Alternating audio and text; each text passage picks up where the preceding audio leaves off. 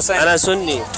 اهلا وسهلا بك وتشرفت. تو اس کا مطلب یہ ہے کہ سنت کی تعریف کے اوپر مسلمان متفق نہیں ہے. اہل تشیع میں اطاعت اہل بیت کی ہے، یہ اسٹیبلشڈ ہے. یہ اسٹیبلش ہے. اس موقف سے کوئی اختلاف نہیں ہے. اولو الامر وہ ہے، انہی کی اطاعت کرنی، ان کے مقابلے میں کچھ نہیں. اچھا، یہ موقف اہل سنت میں بھی پایا جاتا ہے، لیکن اس کو نمایاں نہیں کی. ابن عباس رضی اللہ عنہما ان کا فتویٰ ہے، جب ہمیں علی کا فتویٰ مل جاتا ہے ہم کسی غیر کی طرف نہیں جاتے. سوال یہ پیدا ہو رہا ہے کہ ہمارے اہل سنت عقائد کی کتابیں لکھتے ہوئے یہاں پر حدیث ضعیف پر اپنا پورا منہج کھڑا کر رہے ہیں کہ جس پر میں ہوں اور میرے صحابہ کا طریقہ. ہم یہ روتے ہیں کہ بھائی فضائل اعمال کے اندر ضعیف حدیث ہے، یا تو پورا منہج ضعیف حدیث کے اوپر کھڑا کیا گیا. یہ تو سلسلہ ذہب ہے، یہ تو مرسل اس کو کہا ہی نہیں احمد جا بن سکتا. حنبل رحمہ اللہ نے بلکہ وہ کہا ہے کہ اگر یہ علی بن موسیٰ رضا علیہ السلام کا جو سلسلہ ہے، یہ اگر کوئی اس سند کو اگر کسی مجنون کے اوپر، دیوانے کے اوپر پڑھ کر پھونک دے، وہ شفا یاب ہو جائے گا. کوئی تقیہ کی بات نہیں ہے. میں مخفی بھی سنی ہوں اور سامنے بھی سنی ہوں. صحیح. پاکستان زندہ باد. آپ کا ایک نظریہ ہے، آپ کہتے ہیں کہ میرے نزدیک صحاب القصاء جو ہیں وہ معصوم ہیں. ہمارے ہاں ائمہ اثنا عشر کو معصوم مانتے ہیں، لیکن اگر ہمیں احادیث معصوم کی یا اہل بیت کی مل جاتی ہیں، آیا عقل کا تقاضا یہ نہیں ہوگا کہ پھر اہل بیت کو ہی مانا جائے؟ اہل بیت کو ماننا عقل کا نہیں، ایمان کا بھی تقاضا یہ ہے کہ اہل بیت کو مانا جائے.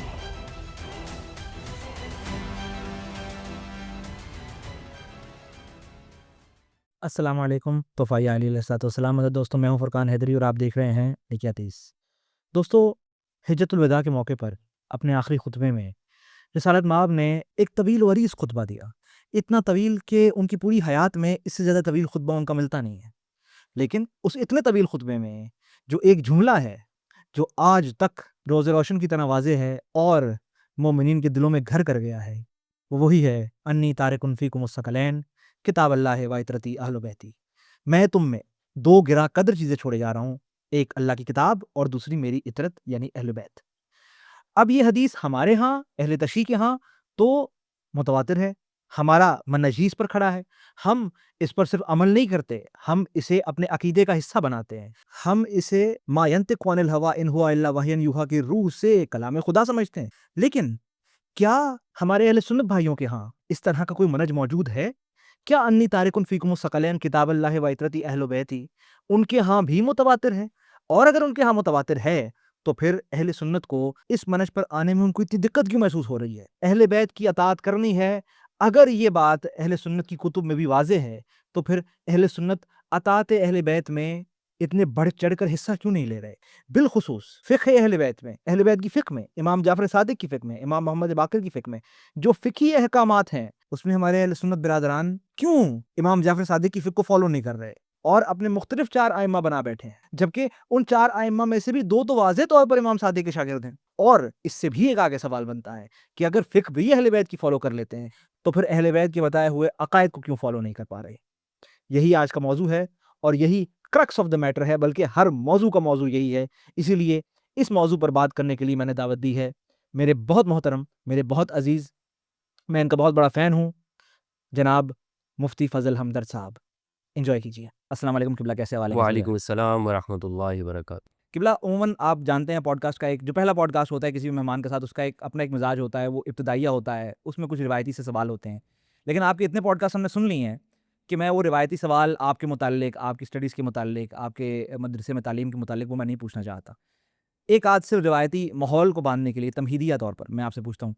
ہم نے آپ کی جرنی کو آپ کے ساتھ ساتھ جیا ہے، ہم اتنے سال آپ کے ساتھ، ہم یوٹیوب پر بھی آپ کے ساتھ ساتھ رہے ہیں، ہم دیکھتے رہے ہیں آپ کو، آپ کے مختلف پوڈ کاسٹ بھی ہم نے سنے ہیں. مدرسے میں تعلیم کا سلسلہ کیسے آغاز ہوا، اس کو ذرا مختصر بتا دیں. بسم اللہ والصلاۃ والسلام علی رسول اللہ وآلہ وآلہ. اللہم صلی علی محمد وآل محمد وبارک وسلم وصلی علیہ. بہت شکریہ آپ کا فرقان حیدری صاحب، آپ نے اپنے اس پروگرام کے اندر مجھے مدعو کیا اور ایک مکالمے کی جانب آپ نے آغاز کیا ہے، جو کہ ایک بہت اچھی کوشش ہے. آپ کا جو سوال ہے میری ذاتی زندگی کے حوالے سے، میں چاہوں گا کہ آپ اس پر اگر مزید بھی سوالات کرنا چاہتے ہیں آپ کے ناظرین کے لیے تو وہ بھی کوئی قباحت نہیں ہے، آپ وہ سوالات کر سکتے ہیں. سر دست یہ ہے کہ اس پر میں بتا چکا ہوں کہ میں نے اپنی زندگی کے اندر علم کی جانب سفر کیسے آغاز کیا، لیکن یہاں میں ایک مرتبہ پھر یہ بتاتا چلوں کہ ہمارا جو خاندان ہے وہ ایک علمی خاندان ہے. والد محترم ہمارے وہ عالم دین ہیں، اور جیسے کہ ایک عالم دین کی یہ خواہش ہوتی ہے کہ جس طرح سے انہوں نے دین کو سمجھا ہے، دین کی خدمت کر رہے ہیں، اب ان کی اولاد بھی اسی مشن کو آگے بڑھائے۔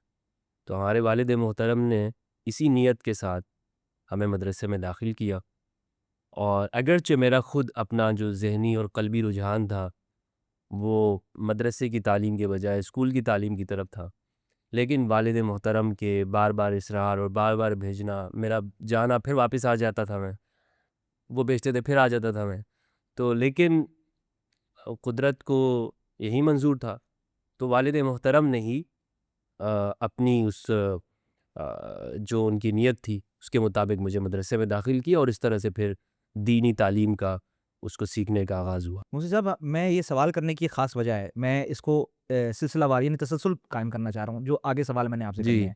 مجھے یہ بتائیے کہ مدرسے میں آپ کا داخلہ ہوا، مدرسے میں ابتدائی طور پر کن علوم پر آپ نے جو ہے وہ ایک ایک کر کے مہارت حاصل کی، تاکہ وہ آگے جو ہماری پوری گفتگو ہے وہ لوگ یہ بھی سمجھ جائیں کہ جن سے میں گفتگو کر رہا ہوں وہ کن کن چیزوں پر ماہر ہیں، اور میں کسی سے اگر بات کر رہا ہوں تو کسی وجہ سے کر رہا ہوں۔ چونکہ میرے والد صاحب عالم دین ہیں، اور انہوں نے بھی مکمل دینیات کی جو تعلیم ہوتی ہے وہ مدرسے کی زندگی میں حاصل کی، اور ہمارے ہاں جو قدیم تعلیم کا جو سلسلہ ہے وہ بڑا ہی شاندار اور حوزوی سسٹم تھا پاکستان کے اندر، یہ تو بورڈ بعد میں بنے ہیں۔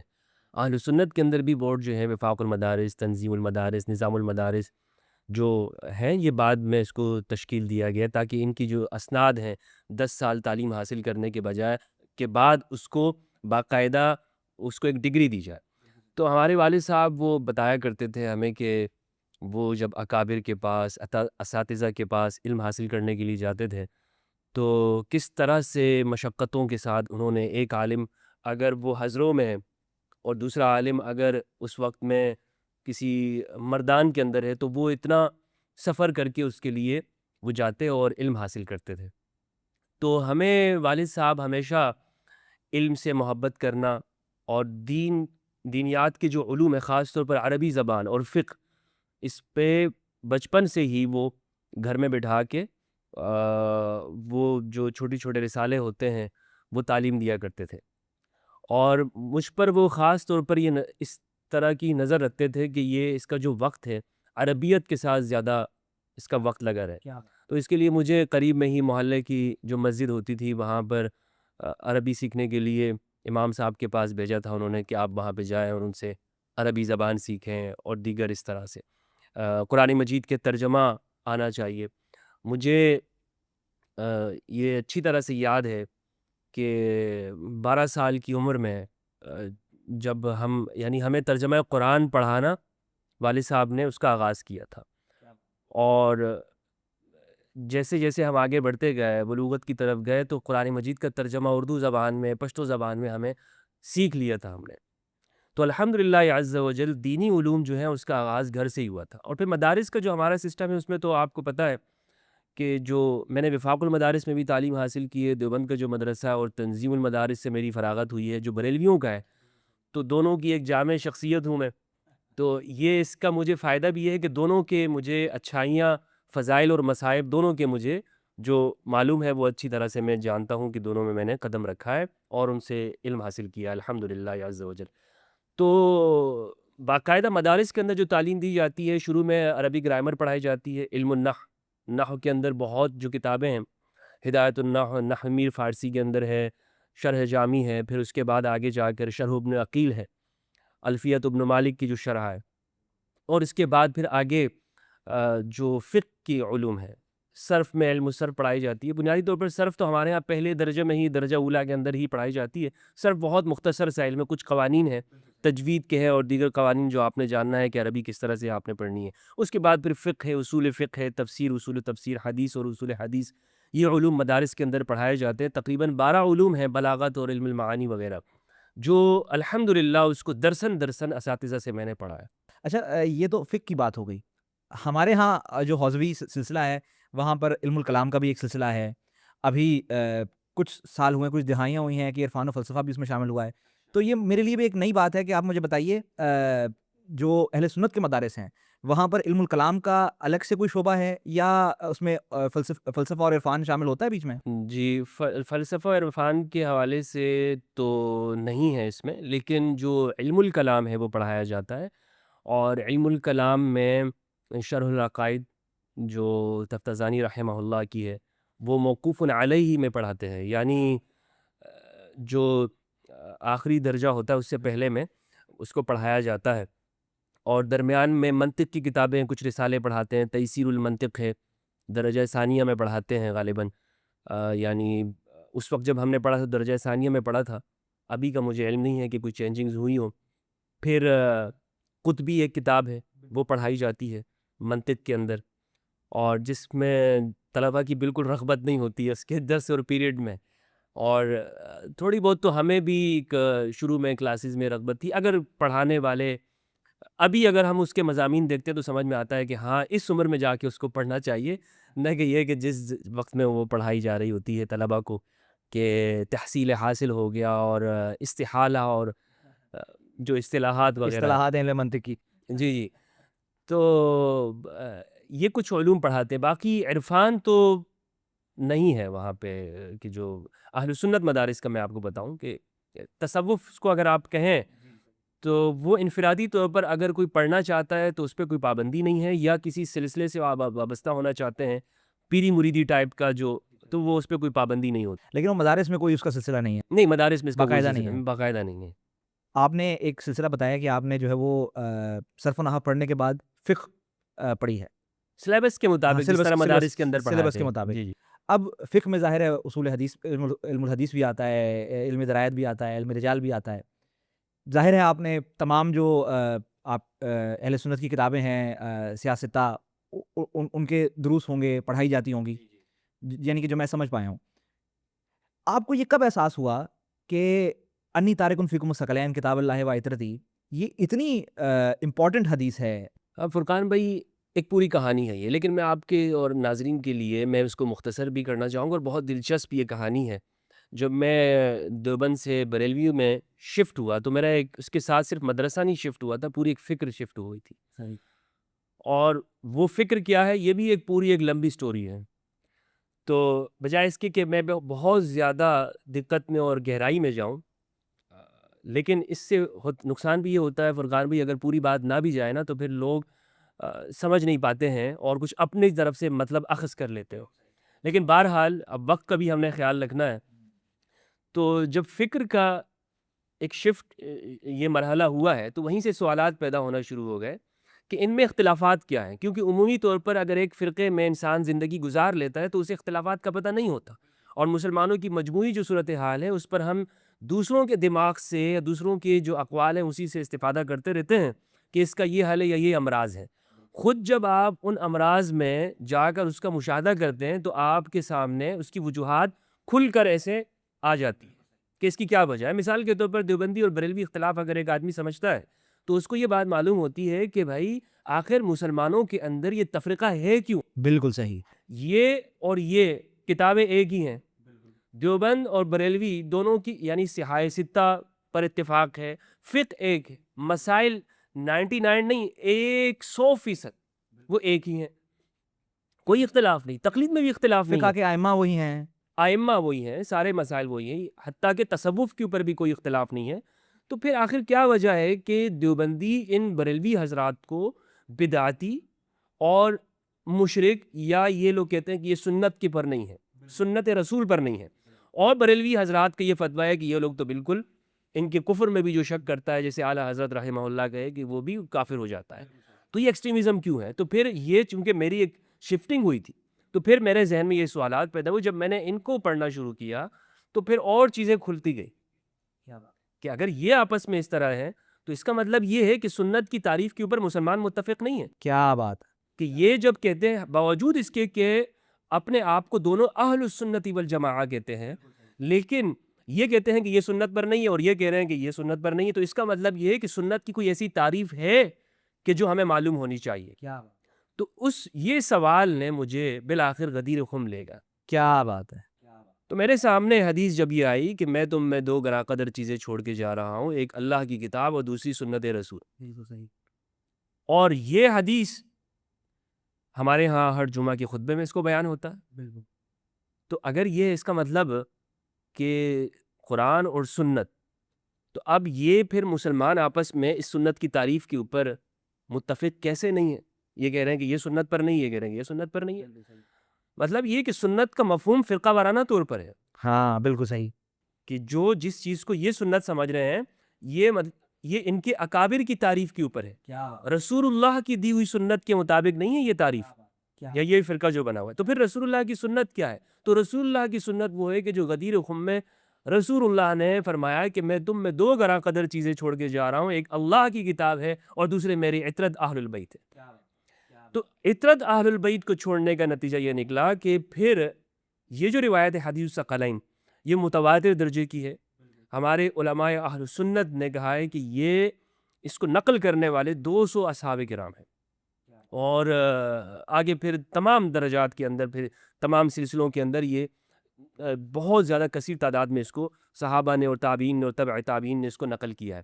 اتنی متواتر حدیث کو چھوڑ کر ہم نے یہ روایت کہ جو نہ بخاری میں ہے، نہ مسلم میں ہے، نہ صحاح ستہ میں ہے، نہ مسانید میں ہے، نہ مسند احمد میں، نہ مصنف ابن ابی شیبہ میں، نہ مصنف ابن عبد الرزاق کے اندر ہے، نہ کسی کتاب کے اندر یہ حدیث نہیں ہے کہ رسول اللہ نے فرمایا 2 گراں قدر چیزیں چھوڑ کے جا رہا ہوں، اللہ کی کتاب اور میری سنت. تو اس کو ہم بیان کرتے ہیں اور پھر یہ غدیر خم کو کیوں بیان نہیں کرتے؟ یہ جو حدیث ہے کتاب اللہ اور سنت رسول یہ موطا میں ہے بغیر سند کے. امام مالک نے کہا کہ مجھے یہ بات پہنچی، مرسلن انہوں نے نقل کیا ہے. ابن عبد البر نے اس کو کتاب فضائل العلم کے اندر اس کو نقل کیا ہے، اور حاکم نشابوری نے اس کو مستدرک میں. لیکن تمام کی جو سند ہے اس میں اعتراض اور ضعف پایا جاتا. اگر اس حدیث کو ہم صحیح بھی مان لیں جو کتاب اللہ و سنت رسول والی ہے تو پھر بات یہ ہے کہ متواتر کے درجے میں تو نہیں ہے نا. بالکل صحیح. اس کو کیوں بالکل چھوڑ دیا امت نے؟ اس کو چھوڑ کر ہم پھر اس حدیث کو جو ضعیف درجے کی ہے اس کو بیان کرتے رہتے ہیں. تو پھر سنت کا مفہوم آخر یہاں پر ہمارے ہاں کہ ایک شخص اگر اپنے اکابرین کی ہم ان کے پیچھے چلنے کی بات کرتے ہیں، ہم یہ کہتے ہیں کہ ہمارے تو باقاعدہ فرقے ہیں نا سلف کے نام سے، سلفیہ، کہ ہم وہی کام کریں گے کہ جو ہمارے سلف نے کیا ہم ان کے پیچھے چلیں گے، ہم ان سے ذرا بھی انحراف نہیں کریں گے. جو ہمارے اکابر کر رہے ہیں ہم ان کے نقش قدم پہ چلیں گے. اور کامیابی اسی کے اندر ہے کہ آپ اپنے اکابر کے پیچھے چلو. کامیابی اسی میں ہے کہ جس کو ہم دیکھیں کہ ہمارے بزرگ کرتے ہوں گے اس سے سر منہ انحراف نہیں کرنا. اگر یہ کامیابی ہے اور بلا شک و شبہ یہ کامیابی ہے تو مجھے بتائیں کہ اہل البیت سے بڑا سلف کون ہے؟ بالکل صحیح. بلا شبہ. مجھے بتائیے کہ عمار بن یاسر سے بڑا سلف کون ہے؟ یعنی ان کے پیچھے پھر کیوں نہیں چلتے؟ یعنی اہل البیت غدیر خم میں رسول اللہ نے قرآن اور اہل البیت کی بات کی تو وہ تو سب سے زیادہ احق تھے اور زیادہ حقدار تھے کہ ہم خود کو سلفی کہلاتے کہ ہم ان سلف کی پیروی کریں. کیا بات ہے. کہ ہم عمار کے ساتھ ہوں گے. یعنی ہمارے اکابر، ہمارے علماء کرام اللہ ان کو جزائے خیر دے، ہم بعد کے زمانے میں ابن تیمیہ کو، ابن القیم الجوزی یا محمد بن عبد الوہاب النجدی، ان علماء کو ہم یہ کہتے ہیں کہ یہ ہمارے سلف صالحین ہیں. بالکل. یا دیگر حضرات احمد بن حنبل، امام شافعی، تو یہ سارے جتنے بھی ہیں احترام کے ساتھ ساتھ جو وہ حضرات ہیں جو مصدر ہے علم کا، بالکل. امام جعفر صادق علیہ السلام ان کے لیول کے تو نہیں ہیں. بالکل صحیح. ان کی پیروی کو ہم نے پھر کیوں اپنے آپ کو سلفی نہیں کہا کہ میں جناب جعفر صادق علیہ السلام کے اقوال تلاش کروں گا؟ جتنی حمیت اور تعصب کے ساتھ آج ایک میں سلفی ہو کر وہ ابن تیمیہ کے اقوال ڈھونڈتا ہوں، کتابوں سے تلاش کرتا ہوں، میں امام محمد الباقر کے فتاوے کیوں نہیں ڈھونڈ رہا ہوتا؟ میں یہ کیوں نہیں کہتا ہوں کہ رسول نے قرآن اور اہل البیت چھوڑے ہیں؟ تو پھر مجھے یہ کوشش کرنی چاہیے کہ علی کے فتوے کہاں پر ہیں، علی کے بتائے ہوئے مسائل کہاں پر ہیں. مجھے یہ کوشش کیوں نہیں ہوتی کہ جب ہم یہ فخر کے ساتھ کہتے ہیں کہ امام جعفر صادق کے سامنے زانو تلمس طے کیا ہے امام ابو حنیفہ رحمہ اللہ نے، امام مالک رحمہ اللہ نے، یا احمد بن حنبل اور امام شافعی، یہ سارے شاگرد ہیں اہل البیت کے، اور ہمارا یہ دعویٰ ہے کہ ہمارے ان کے علوم جو انہوں نے بیان کیا آگے یا جو فقہ آگے ترتیب دی اور تدوین کی ہے یہ ساری کی ساری اخذ کردہ ہے اہل البیت سے. یہ ہمارا دعویٰ ہے اور بڑا شاندار دعویٰ ہے. تو پھر ہم ان کے مسائل سے ناواقف کیوں رہتے ہیں؟ ہم انہیں کھنگالنے کی کوشش کیوں نہیں کرتے؟ تو یہ ساری وہ باتیں ہیں کہ جو ہمیں اس جانب آگے لے کے جاتی ہیں. اور پھر میں اس طرف آیا، میرے ذہن میں سوال پیدا ہوا اور اللہ سبحانہ و تعالیٰ نے مجھے ایک ایسی شخصیت سے روشناس کیا اس وقت کی عصر حاضر کے میثم تمار ہیں، مالک اشتر ہیں، اس وقت کے استاد حسن فرحان المالکی حفظہ اللہ و فرج اللہ عنہ، جو کہ ریاض سے ان کا تعلق ہے. انہوں نے بہت جلیل القدر کتابیں لکھی اور بڑی اپنی ایک زندگی اہل البیت علیہ السلام کے لیے گزاری، اور ان کی جو فکر ہے بہت اعتدال کے ساتھ ہے. یعنی سعودی عرب کی اللہ سبحانہ و تعالیٰ سعودی عرب کو محفوظ رکھے ہر فتنے سے اور ہر طرح کے شر سے. اس میں آپ یہ دیکھیں کہ ایک تو حرمین کی برکات ہیں، اور دوسری یہ کہ وہاں پر ان کی جو اعتدال پسند جو سوچ ہے استاد حسن فرحان کی، کہ آپ لوگوں کو مذہبی آزادی ہو، بالکل صحیح. آپ کسی کے اوپر قدغن لگانے والے نہ ہوں، ہر ایک آپ احترام کے ساتھ گفتگو کریں. آپ دوسروں کے یعنی جس طرح اسلام کی تعلیمات یہ ہیں کہ آپ کی سوسائٹی کے اندر رہنے والا ہر فرد، خواہ اس کو کوئی بھی عقیدہ ہے، خواہ وہ مسلم ہے یا غیر مسلم ہے یا اس کو کوئی بھی عقیدہ نہیں ہے، لیکن جب تک کہ وہ آپ کے ساتھ امن کے ساتھ زندگی گزار رہا ہے اور آپ کے قوانین پر عمل کر رہا ہے، تو وہ آپ کے لیے ایک سٹیزن ہے. اور یہی رسول اللہ نے ریاست مدینہ کے اندر اس کا تصور دیا پوری انسانیت کے لیے. تو یہ استاد حسن فرحان المالکی کے افکار، روشن خیال افکار ان کے اور معتدل افکار، تو انہوں نے ان کی زبانی میں نے یہ حدیث سنی پہلی مرتبہ سے، تو اللہ نے مجھے اہل البیت کی معرفت عطا کی اور قرب عطا کیا کہ میں اس حدیث کو جان سکوں. جو آپ نے پوری ایک سٹوری سنائی ہے، یعنی کہ جو اپنا زندگی بتائی ہے آپ نے، کہ آپ دیوبندی بریلوی جو اختلافات ہیں وہ آپ کو غدیر تک لے گئے. اپنے آپ میں یہ اپنے آپ میں یہ کہانی ہے کہ دیوبندی بریلوی مسئلے جو ہیں وہ غدیر کی طرف کیسے لے گئے، لیکن فی الحال چونکہ آپ نے اسے چھوڑا ہے، میں اسے بھی چھوڑتا ہوں. میں آپ سے سوال کرتا ہوں کہ آپ نے ایک اس خاص کا میں نے بتا دیا نا فرقان بھائی کہ یہ جس طرح سے آپس میں گتم گتا ہیں اور جس طرح سے یہ چپکلش جاری ہے، تو سوال یہ پیدا ہوتا ہے نا ہر عقل مند انسان کے ذہن میں، ہاں نہیں، کہ میں بھئی یہ کیا ہے. آپ کی جرنی کے بارے میں پوچھ رہا تھا کہ یہ درمیان میں کئی کڑیاں ایسی ہوں گی جو آپ نے عبور کی ہوں گی غدیر تک پہنچنے کے لیے، تو وہ طویل سلسلہ، میں نے آپ کو کہا نا کہ طویل سلسلہ ہے. بہت اس یہ ایک الگ ایک موضوع ہے کہ میری زندگی کی کہانی جو ہے وہ آپ اس کے لیے اگر بیٹھیں تو گھنٹے 2 گھنٹے کی اگر آپ ریکارڈنگ کرنا چاہیں اور ناظرین دیکھنا چاہیں.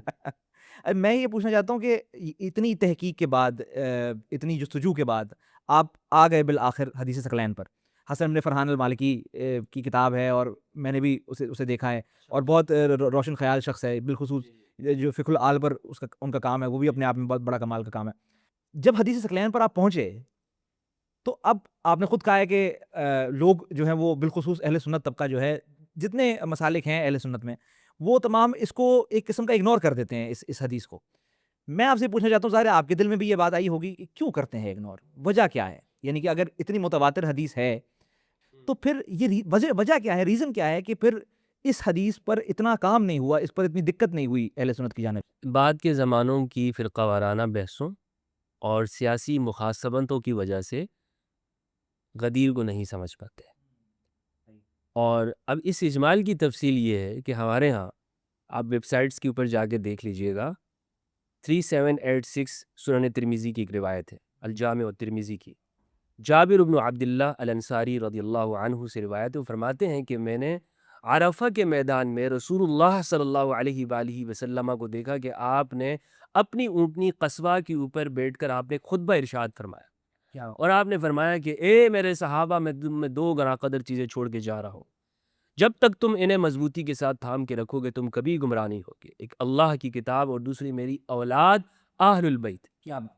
یہ حدیث ہے اور اس کو آپ ویب سائٹ جتنی بھی ہماری ہاں انٹرنیٹ کے اوپر اویلیبل ہیں، اس میں آپ 2-3 چیزیں دیکھیں گے. ایک تو یہ دیکھیں گے کہ اس میں جو نیچے جو ترجمہ جو انہوں نے کیا ہے اس میں بڑا تحریف کرتے ہیں. مطلب رسول اللہ نے فرمایا کہ میں تم میں قرآن اور اہل البیت اپنی اولاد چھوڑ کے جا رہا ہوں. عطرتی عربی زبان کے اندر کسی بھی عربی ڈکشنری میں دیکھتے ہیں تو اولاد کو کہتے ہیں. بالکل صحیح. یہاں اس کے ترجمے میں آپ کہیں پر بھی یہ ترجمہ نہیں دیکھیں گے کہ لوگوں نے کیا اولاد. جتنے بھی ترجمہ کرنے والے ہیں سب یہ کرتے ہیں کہ میں تم میں قرآن اور اہل البیت کو چھوڑ کے جا رہا ہوں، اپنی عطرت کو چھوڑ کے، یعنی اہل البیت کو چھوڑ کے جا رہا ہوں.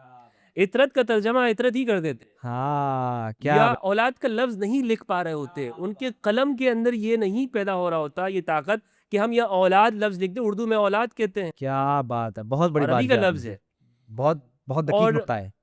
جی وہ نہیں اس کا ترجمہ کرتے. کیوں نہیں کرتے ترجمہ؟ سوال پیدا ہوتا ہے ذہن میں. پھر یہاں پر جو تشریح کرنے والے ہوتے ہیں فوراً ہی انہی ویب سائٹس پر انہی کتابوں میں آپ دیکھیں گے کہ بریکٹ کے اندر لگا دیتے ہیں کہ اس سے شیعہ کا عقیدہ ثابت نہیں ہوتا. یعنی آپ کو لگتا ہے کہ کہیں تحت شعور میں وہ ڈر ہے کہ اگر ہم اس کے بارے میں بات کریں گے جی تو لوگ ڈر شیعہ ہو ہے، جائیں گے؟ لازمی بات ہے وہ ڈر ہے. میں نے کہا نا آپ کو فرقہ وارانہ مخاصمتیں ہیں، وہ نزاعات ہیں. اب اگر ایک شخص دیانتداری کے ساتھ جو عربی زبان کے اوپر عبور رکھتا ہو یا جس کو ترجمہ کرنا آتا ہو یا سیکھ رہا ہو، طالب علم ہو، منصف مزاج ہو، وہ جب اس حدیث کو پڑھ رہا ہوگا، میں اس کو یہ دعوت دینا چاہتا ہوں خاص طور پر اپنے سنی نوجوان کو کہ آپ کو عربی زبان آتی، آپ خود اس ترجمے میں جائیے اور وہاں پر دیکھیے کیا یہ انصاف ہے، کیا یہ ہمارے علماء انصاف کر رہے ہیں اس امت کے ساتھ؟ رسول اللہ کے ساتھ انصاف ہے کہ رسول اللہ نے عطرت فرمایا، ہم یہاں پر ترجمہ کرتے ہوئے اردو زبان میں اولاد لکھنا نہیں چاہتے ہیں۔ کیا بات، کیوں نہیں لکھنا چاہتے ہیں؟ تو بریکٹ میں ہم یہ کیوں کر دیتے ہیں کہ بھائی اس سے شیعہ کا عقیدہ ثابت نہیں ہوتا، اس لیے کہ ہمیں یہ خوف ہوتا ہے کہ اگر ہم نے قرآن اور اہل البیت جس طرح رسول اللہ نے فرمایا ہے اس کو بعینی انہی الفاظ کے ساتھ حجت مان لیا اور رسول اللہ کے سامنے ہم نے اپنے آپ کو تسلیم کرتے ہوئے ہم نے کہا یا رسول اللہ جو آپ نے فرمایا آمنا اور صدقنا، ہم اس کو مان رہے ہیں اور ہم اس کی تحقیق کریں گے، تو پھر تو مجھے بتانا فرقے تو ختم ہو جائیں گے، پھر کیا فرقے رہیں گے؟ تو پھر وہ انا جب ختم ہو جائے گی، لیکن وہ انا رہ جاتی ہے نا۔ تو یہاں پر سب لوگوں نے یہ کیا اور کیا کہتے ہیں کہ اس سے میں بھی اسی سوال میں پڑ گیا کہ آخر ان کو کیا ضرورت پیش آئی، انہوں نے اس حدیث کے اندر تو کہیں سنی شیعہ کا رسول اللہ نے ذکر نہیں کیا ہے۔ رسول اللہ نے تو فرمایا میرے صحابہ تم کبھی بھی گمراہ نہیں ہوگے اگر اس طرح عمل کرتے رہو گے، تو سب کے لیے بات تھی نا، سنی شیعہ جتنے بھی جو لوگ ہیں، بازی اسماعیلی، سب کے لیے بات ہے۔ تو پھر یہ محدث صاحب کو یا مترجم صاحب کو یہ ضرورت کیوں پڑی کہ اس نے یہاں پر ترجمے میں یہ اضافہ کر دیا کہ بھائی یاد رکھنا اس سے شیعہ کا عقیدہ ثابت نہیں ہو رہا ہے، کیا بات ہے، کیا اس سے بات، شیعہ لوگوں کا عقیدہ ثابت نہیں۔ بھائی مجھے آپ شیعہ کا عقیدہ کیوں بتا رہے ہیں؟ مجھے آپ رسول کا فرمان سمجھائیں۔ اس کا عقائد سے کوئی تعلق ہی نہیں ہے، یہ تو ہمارے محکمات میں سے ہے۔ جی اس کا آپ ہمیں کیوں اس گورکھ دندے میں پھنسانا چاہتے ہیں کہ جناب یہ شیعہ یہ ہے، سنی یہ ہے، آپ کیوں اس جانب لے کے جانا چاہتے ہیں؟ آپ رسول اللہ کا فرمان بتائیں نا ہمیں کہ غدیر میں آپ یا عرفہ میں آپ حجۃ الوداع میں کیا فرما رہے ہیں صحابہ سے؟ اچھا، میں آپ کو یہی آگے سوال کرنا چاہتا تھا کہ چلیں یہ تو آپ نے ہم نے ثقلین کی بات کی ہے، لیکن اگر ہم ترمذی میں ہی دیکھیں تو ہمیں اصحاب الکساء پر بھی حدیث ملتی ہے، ترمذی کی ہی سند سے ملتی ہے، مسلم میں بھی ایک اس کا حصہ ملتا ہے، لحمہم لحمی دمہم دمی، اور یہ پورا جو ہے ہا اولئک اہل بیتی، یعنی کہ اگر ہم اسے اجمالی طور پر بھی دیکھیں تو ہمیں گاہے گاہے اہل سنت کی کتب میں اطاعت اہل بیت کے متعلق ہمارے پاس فرامین تو ہمارے پاس آ جاتے ہیں۔ تو اب یہ بھی نہیں کہا جا سکتا کہ تمام جو محدثین ہیں اہل سنت کے وہ معتدل مزاج نہیں تھے، تو پھر یہ کیا وجہ ہوئی؟ چلیں ایک حدیث کو تو ہم بینیفٹ آف دا ڈاؤٹ دے دیتے ہیں کہ آپ نے ثقلین کو اتنا اگنور کیا، لیکن جب ہم کو ایک بہت وسیع ایک لٹریچر ملتا ہے اطاعت اہل بیت کے متعلق رسول کی حدیثوں کا، تو پھر کیا ہوا کہ بھئی تب بھی فرقہ وارانہ مسائل ہی تھے یا کوئی اور مسائل بھی تھے؟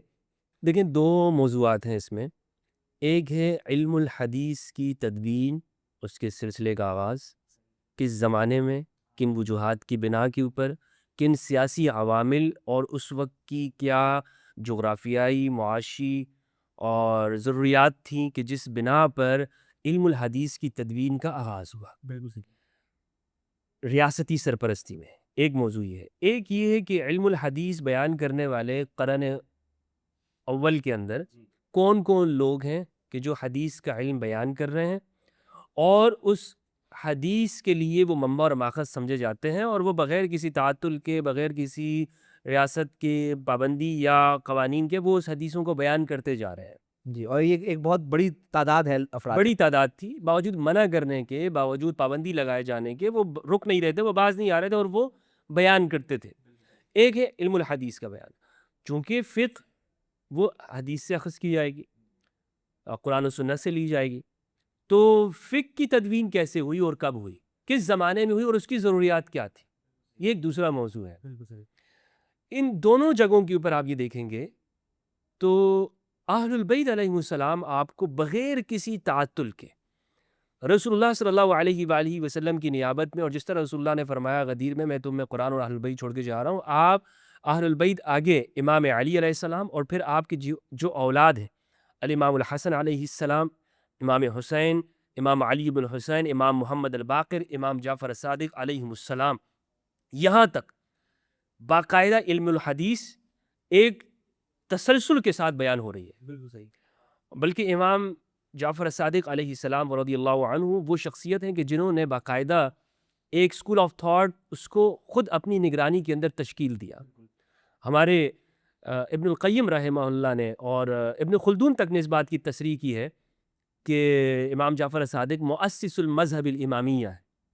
یہ فقہ الآل ہے میرے سامنے یہ کتاب، اور اس کو فقہ الآل بین دعوی الاحمال و تہمت الانتحال، الشیخ امین بن صالح حران الحداد کی، یہ یمن کے عالم ہیں اور سنی عالم ہیں، انہوں نے اس کتاب کے اندر اسی موضوع کو لے کے چلے ہیں کہ فقہ الآل کدھر ہے۔ لیکن انہوں نے فقہ جعفر صادق نہیں کہا، فقہ جعفریہ نہیں کہا، ہمارے شیعہ حضرات بھی امام جعفر صادق علیہ السلام کے ساتھ انصاف نہیں کرتے. معذرت کے ساتھ میں کہنا چاہوں گا شیعہ بالکل حضرات کو بالکل درست کہہ رہے ہیں کہ ان کی فقہ کو آپ فقہ جعفریہ کہتے ہو. فقہ رسول ہے, فقہ محمد ہے, فقہ الرسول, فقہ الآل. تو اسی لیے آپ دیکھیں نا کہ فقہ جعفریہ اور یہ امام جعفر صادق علیہ السلام وہ شخصیت ہے تمام ائمہ اہل البیت میں جو 12 ائمہ اہل البیت ہیں. امتیازی خصوصیت ان کی یہ ہے کہ انہوں نے پوری جو شیعہ فکر ہے ان کے اوپر اجماع ہے. بالکل صحیح. یعنی آپ یہ دیگر جو خصوصیات میں کہنا چاہوں گا, تمام ائمہ کی ایک شان اور قدر و فضیلت اپنی جگہ پر ہے اور بلا شک و شبہ تمام مطہرین ہیں. لیکن جو امام صادق علیہ السلام کی جو خصوصیت امتیازی اس میں یہ ہے کہ آپ مؤسس ہیں, اور آپ صرف فقہ کے مؤسس نہیں ہیں, آپ دیگر علوم کے اندر بھی آپ مؤسس ہیں. تو آپ پر تو ایک تو شیعہ کے اندر بھی تمام فرقوں کا جو ہے اسماعیلیہ اور زیدیہ سب کا اتفاق ہے کہ آپ امام ہیں اور آپ سے جو فقہ ہے وہ لی جائے گی. اور اسی طرح سے میرے خیال میں غالباً زیدیہ کے ہاں ان کے ہاں تھوڑا سا مستند امام زید موجود ہے تو وہ اختلاف ہے, لیکن بہرحال ان کی جلالت قدر اور جلالت علمی کے اوپر کسی کو بھی یہ اعتراض نہیں ہے. اور پھر اہل سنت کا تو یہ دعویٰ بھی ہے, اہل سنت یہ کہتے ہیں کہ ہمارے جتنے بھی ائمہ ہیں ان سب نے زانو تلمس طے کیا امام جعفر صادق کے سامنے. تو ایک بڑی ایک گراں قدر شخصیت ہے اہل البیت علیہ السلام میں. تو یہ جو علوم ہے آگے منظم طور پر اس کو بیان کیا جاتا رہا. اب بعد میں جو آپ نے یہ ارشاد فرمایا کہ پھر یہ کیا ہوا کہ وہ حدیثیں کہاں پر ہے, سب تو ایسے غیر منصف نہیں ہوں گے نا. آپ یہ دیکھیں کہ امام نسائی رحمہ اللہ انہیں شہید اہل البیت کہا جاتا ہے, اور ان کا یعنی جب بھی ذکر ہوگا آپ ان لوگوں کا کہ جنہوں نے اہل البیت کے لیے قربانیاں دیں, اہل البیت کے لیے گفتگو کی, تو امام نسائی کی تذکرے کے بغیر مکمل نہیں ہو سکتی یہ کہانی, یہ بات, یہ گفتگو مکمل نہیں ہو سکتی. تو امام نسائی جیسی شخصیت ہیں اور دیگر حضرات ہیں. تو معاملہ یہ ہے کہ جب میں اس کی اسباب کے اوپر میں نے غور کیا تو مجھے کچھ روایات ایسی نظر آئیں کہ میں کہنے لگا کہ یا اللہ یہ کیا ہوا ہے, یا اللہ یہ کیا ہوا ہے تاریخ کے ساتھ. مثلاً امام علی علیہ السلام کی جلالت علمی کے اوپر حضرت عمر رضی اللہ عنہ ان کا یہ قول گواہ ہے, فرماتے ہیں صحیح بخاری کی روایت ہے, اقرؤنا ابی و اعلمنا و اقدانا علی, ہم میں سب سے بڑا قاری جو ہے وہ ابی بن کعب ہے اور سب سے بڑا قاضی وہ علی بن ابی طالب. یہ ہمارے ہاں بھی ہے, بہار میں بھی ہے. حضرت عمر سے کسی نے پوچھا, یہ عبدالرزاق الصنعانی نے اسے رحمہ اللہ انہوں نے اپنی مصنف کے اندر اسے ذکر کیا ہے, فرماتے ہیں کہ حضرت عمر سے پوچھا کہ بیدۃ نعام کے حوالے سے اگر کسی, آپ ہمیں مسئلہ بتائیں کہ اگر کسی شخص نے جو حالت احرام میں ہے اس نے اگر شتر مرغ کے انڈے کے ساتھ کوئی معاملہ کر دیا, مثلا اس کو نقصان پہنچا دیا, توڑ دیا, کچھ بھی کر دیا, پھاڑ دیا, تو بتائیں اس کا پر کیا ہے؟ تو کہا ائت علیًا, کیا علی کے پاس جاؤ, یہ مسئلہ علی سے پوچھو, اس لیے کہ مسائل کا جو جوابات دینے والے ہیں وہ علی بن ابی طالب ہیں. کیا بات ہے. تو معاملہ یہ ہے کہ جو حضرت عمر یہ سمجھتے ہیں کہ شتر مرغ کے بارے میں ایک حالت احرام میں شخص کو اس کے ساتھ اس کا جو انڈا ہے اگر کوئی معاملہ ہو جاتا ہے تو پھر میں کیا کرنا ہے, کیا اس کا حل ہے, وہ حضرت عمر علی کے پاس بھیجتے ہیں. تو پھر یہ کیسے ممکن ہے کہ فقہ کے جو مسائل ہیں یا خلافت اور امامت کے مسائل ہیں وہ علی بن ابی طالب کے بغیر حل ہو سکتے ہیں؟ بالکل صحیح. مصنف ابن ابی شیبہ کے اندر ایک روایت ہے, امام علی بن الحسین ابن علی بن ابی طالب علیہ السلام کے حوالے سے, یعنی سید سجاد زین العابدین, اللہ اکبر, جو زین العابدین یعنی جو شخصیت ہے ائمہ اہل البیت کے اندر, ان کا جو تقوی اور ورع ہے, ان کے حوالے سے روایت یہ ہے کہ آپ نے فرمایا کہ آپ اپنی اذان میں حی علی خیر العمل کہا کرتے تھے, کیا آپ کی جو اذان تھی. اور آگے امام زین العابدین فرماتے ہیں وہی الاذان الاول, وہو الاذان الاول, کہ یہی پہلی اذان یہ ہے ان جو رسول کے زمانے میں دی جاتی تھی صلی اللہ علیہ وآلہ وسلم. ابن عمر سے ہی روایت ہے مصنف ابن ابی شیبہ کے اندر, اور صحیح روایت ہے, دونوں صحیح روایت ہے. ابن عمر بھی اپنی اذان کے اندر حی علی خیر العمل کہا کرتے. کیا بات ہے. ابن تیمیہ نے مجموع الفتاوی کے اندر لکھا ہے کہ یہ رسول اللہ کے زمانے میں نہیں ہوتی تھی, ہاں یہ صحابہ بسا اوقات اس میں یا تابعین وہ اضافہ کر دیا کرتے تھے. اب یہاں پر ہمیں حیرت میں یہ چیز لے جاتی ہے کہ آخر ابن تیمیہ کو یہ کہنے کی ضرورت کیوں پیش آ رہی ہے؟ سوال میرا دراصل یہی ہے, جو کرکس ہے سوال کا وہ یہی ہے کہ ایک طرف ائمہ اطہار کے جو احادیث ہیں، اگر ہم اس پر ہم نے اسٹیبلش کر لیا ہے کہ ہم نے اطاعت کرنی ہے وہ اہل بیت کی کرنی ہے، تو پھر یہاں پر مسئلہ کیا بنا کہ اہل بیت ایک بات کر رہے ہیں اور ائمہ جو فقہ ہے وہ دوسری بات کر رہے ہیں، بات میل کیوں نہیں کھا رہی، ایک نہیں ہو رہی؟ ہمارے ہاں بھی یہ مسئلہ ہے، لیکن فی الحال جو ہے وہ کیونکہ ہم سلف کی بات کر رہے ہیں، متقدمین کی بات کر رہے ہیں، تو اس وہاں سے لے کر چلتے ہیں، کیونکہ ہمارے یہاں بھی متاخرین میں بہت ہی مسئلہ آیا ہے۔ بہت مسئلہ یہ آیا ہے. جیسے مثال کے طور پر الکافی کے اندر 16,000 حدیثیں ہیں. تو 16,000 حدیثوں کے حوالے سے جب میں مطالعہ کر رہا تھا تو بعض علماء نے یہ بھی لکھا ہے کہ اس میں 5,000 حدیثیں جو ہے وہ صحیح ہیں، اور باقی کے بارے میں انہوں نے کہا ہے کہ بعض ضعیف ہیں اور بعض وغیرہ وغیرہ. یعنی شیعہ علماء میں ایسے اقوال بھی موجود ہیں. لیکن یعنی یہ ہر جو جیسے کہنا چاہیے اسکول آف تھاٹ کے اندر حدیثوں کے حوالے سے یا فقہ کے حوالے سے لیکن گفتگو ہوتی ہے. مفتی صاحب یہاں پر ایک بڑا لطیف نقطہ ہے، نقطہ یہ ہے کہ اہل تشیع میں اطاعت اہل بیت کی ہے، یہ اسٹیبلشڈ ہے، یہ اسٹیبلش ہے. اس موقف سے کوئی اختلاف نہیں ہے. اولو الامر وہ ہیں، انہی کی اطاعت کرنی، ان کے مقابلے میں کچھ نہیں. اچھا یہ موقف اہل سنت میں بھی پایا جاتا ہے، لیکن اس کو نمایاں نہیں کیا گیا، وہ نمایاں نہیں ہوا. ابن عباس رضی اللہ عنہما ان کا فتویٰ ہے، جب ہمیں علی کا فتویٰ مل جاتا ہے ہم کسی غیر کی طرف نہیں جاتے. امام رازی رحمہ اللہ نے بسم اللہ الرحمن الرحیم کی جو تفسیر کی ہے، فخر الدین الرازی نے مفاتیح الغیب کے اندر، تفسیر الکبیر کے اندر، امام رازی رحمہ اللہ کہتے ہیں بڑا زبردست انہوں نے یہاں پر گفتگو کی ہے، اور فقہ الآل وہاں پہ سمجھ میں آتی ہے. کیا بات ہے؟ امام رازی کے اس جملے سے وہ کہتے ہیں کہ بسم اللہ الرحمن الرحیم جہرن نماز میں پڑھنا چاہیے یا نہیں پڑھنا چاہیے، یہ ایک اختلافی مسئلہ ہے اہل سنت کے اندر. فقہاء الشافعیہ جو ہیں وہ بسم اللہ جہر کے ساتھ پڑھتے ہیں، اور یہی شیعہ امامیہ کے ہاں بھی ہے، یعنی فقہ الآل کے اندر کہ آپ نماز میں بسم اللہ جہر کے ساتھ پڑھیں گے، کیونکہ متواتر روایات کے ذریعے سے امام علی علیہ السلام، امام رضا علیہ السلام سے کہ آپ بسم اللہ کو جہر کے ساتھ پڑھا کرتے تھے اپنی نماز میں. تو اس مسئلے میں امام رازی نے جو دلائل دیے ہیں وہ یہ ہے کہ حضرت انس رضی اللہ عنہ کے احادیث کو ذکر کرتے ہیں. وہ لوگ کہ جو بسم اللہ کو بلند آواز کے ساتھ نماز میں نہیں پڑھتے، ان کے دلائل ذکر کرتے ہوئے فخر الدین رازی نے لکھا ہے کہ حضرت انس سے روایات ہیں، اور وہ روایات انہوں نے ذکر کی ہیں. تو کہتے ہیں کہ جناب یہ روایات ایسی ہیں جو حضرت انس سے مروی ہیں، حضرت ابو ہریرہ سے مروی ہیں، کہ جس میں یہ ہے کہ رسول اللہ صلی اللہ علیہ وآلہ وسلم نماز میں بسم اللہ کو بلند آواز سے نہیں پڑھا کرتے تھے. اب اس پہ جب نقد و جرح کرتے ہیں رازی تو کہتے ہیں کہ کچھ روایات تو وہ ہیں جس میں حضرت انس سے خود اس کے خلاف مروی ہے، جس میں وہ یہ ہے کہ نہیں آپ پڑھا کرتے تھے. آگے جا کر وہ یہ کہتے ہیں کہ لیکن امام علی سے تواتر کے ساتھ یہ مروی ہے کہ آپ بلند آواز سے بسم اللہ پڑھا کرتے تھے. تو کہتے ہیں کہ علی زیادہ حقدار ہے کہ ان سے دین لیا جائے. حضرت انس، ابو ہریرہ، یہ تمام صحابہ ہیں، جلیل القدر صحابہ ہیں، لیکن علی ہے، تو ہم دین علی سے لیں گے. ابن عباس کا فتویٰ میں نے آپ کو بتا دیا کہ جب ہم علی کے بارے میں، علی سے مسئلہ ہمیں کوئی ثقہ آدمی بتا دیتا ہے تو ہم غیر کی طرف دیکھتے بھی نہیں کہ کون کیا کہہ رہا ہے. لیکن یہ جو رجحان تھا یہ پہلے زمانے میں تو بہت مضبوط طریقے سے موجود تھا جو شروع کے دور میں، لیکن پھر جب آگے جیسے خاص طور پر بنو امیہ اور بنو عباس کا زمانہ آیا ہے، بنو عباس نے یہاں پر یہ کیا ہے بنو امیہ سے بڑھ کر کہ اہل البیت کی جو علمی شخصیت تھی ان کے مقابلے میں اس طرح کی شخصیات کو کھڑا کیا گیا کہ جو ان شخصیات کا خود مطمع نظر یہ ہو نہ ہو کہ ہم اہل البیت کے مخالف ہیں. ممکن ہے کہ وہ اپنی نیت میں بہت مخلص ہوں، ممکن ہے کہ وہ حکومت کے ساتھ ملے ہوئے بھی نہ ہوں اور ان کے مخالف ہوں، لیکن اس وقت کی جو آگے جو ایک ذرائع تھے انہوں نے پھر یہ کیا کہ نہیں، ان کے اقوال کو زیادہ ترجیح دینے لگے. جیسے حنفیت ہے، استعمال کیا گیا انہیں، ان کو پتہ بھی نہیں ان کو پتہ بھی نہیں چلا، بالکل ان کو پتہ بھی نہیں چلا.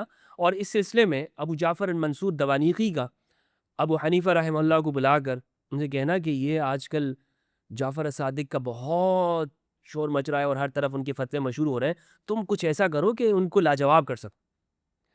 حالانکہ ابو حنیفہ ابو جعفر منصور کے بہت مخالف تھے، لیکن مجبور ہوئے تو انہوں نے 40 مسائل، اور اس کو ذکر کیا ہے ابو زہرہ المصری رحمہ اللہ نے، الامام الصادق، انہوں نے شہرہ آفاق کتاب لکھی. جی بالکل، وہ بھی دیکھیے میں، بڑی کمال کی کتاب، بڑی کمال کی کتاب ہے، اور اس میں یہ جو فقہ الآل کا ایک موضوع بڑا اس میں وہاں پر ہمیں سمجھ میں آتا ہے. اور تو وہ اس کو ذکر کرتے ہیں، وہ کہتے ہیں کہ بلایا اور فحیّ لہ 40 مسئلۃ، 40 مسائل امام صادق کے لیے لکھ کے کہ ان کو میں آج امتحان لوں گا.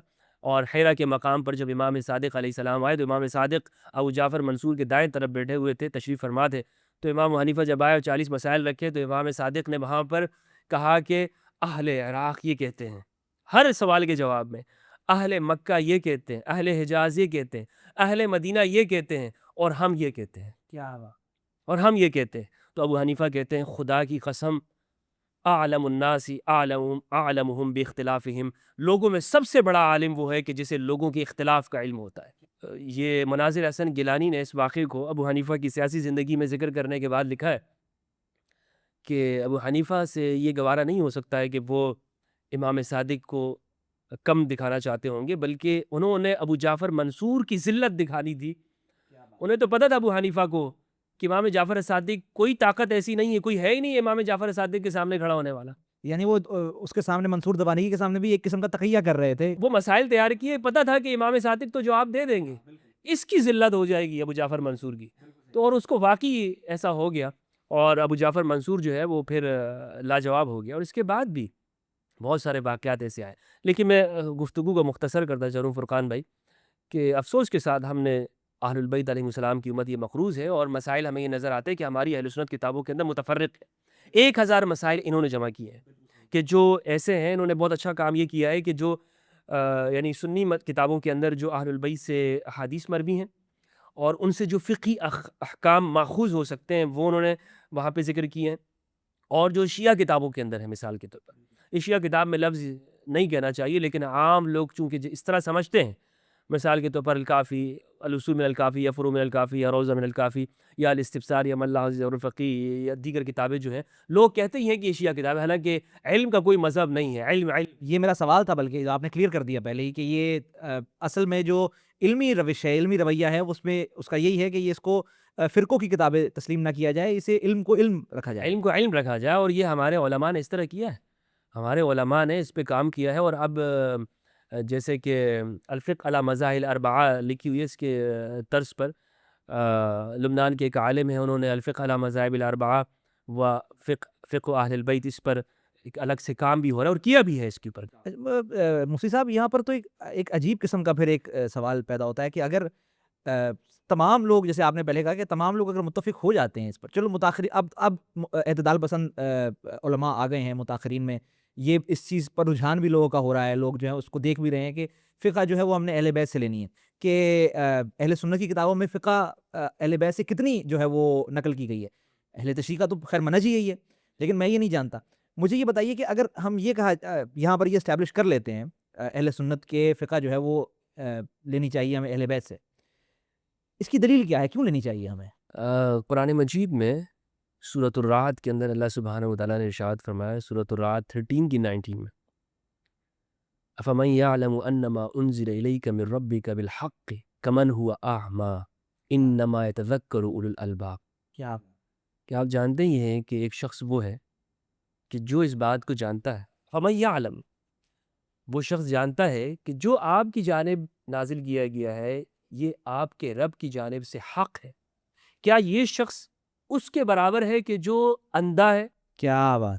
انما یتذکر اولو الالباب الذین، آگے فرمایا کہ یوفون بعہد اللہ، جو اللہ کے وعدوں کو پورا کرتے ہیں، ولا ینقضون المیثاق، اور میثاق کو نہیں توڑتے ہیں، ویصلون ما امر اللہ بہ ان یوصل، اور جسے اللہ نے ملانے کا حکم دیا ہے اسے ملا کے رکھتے ہیں. کیا بات.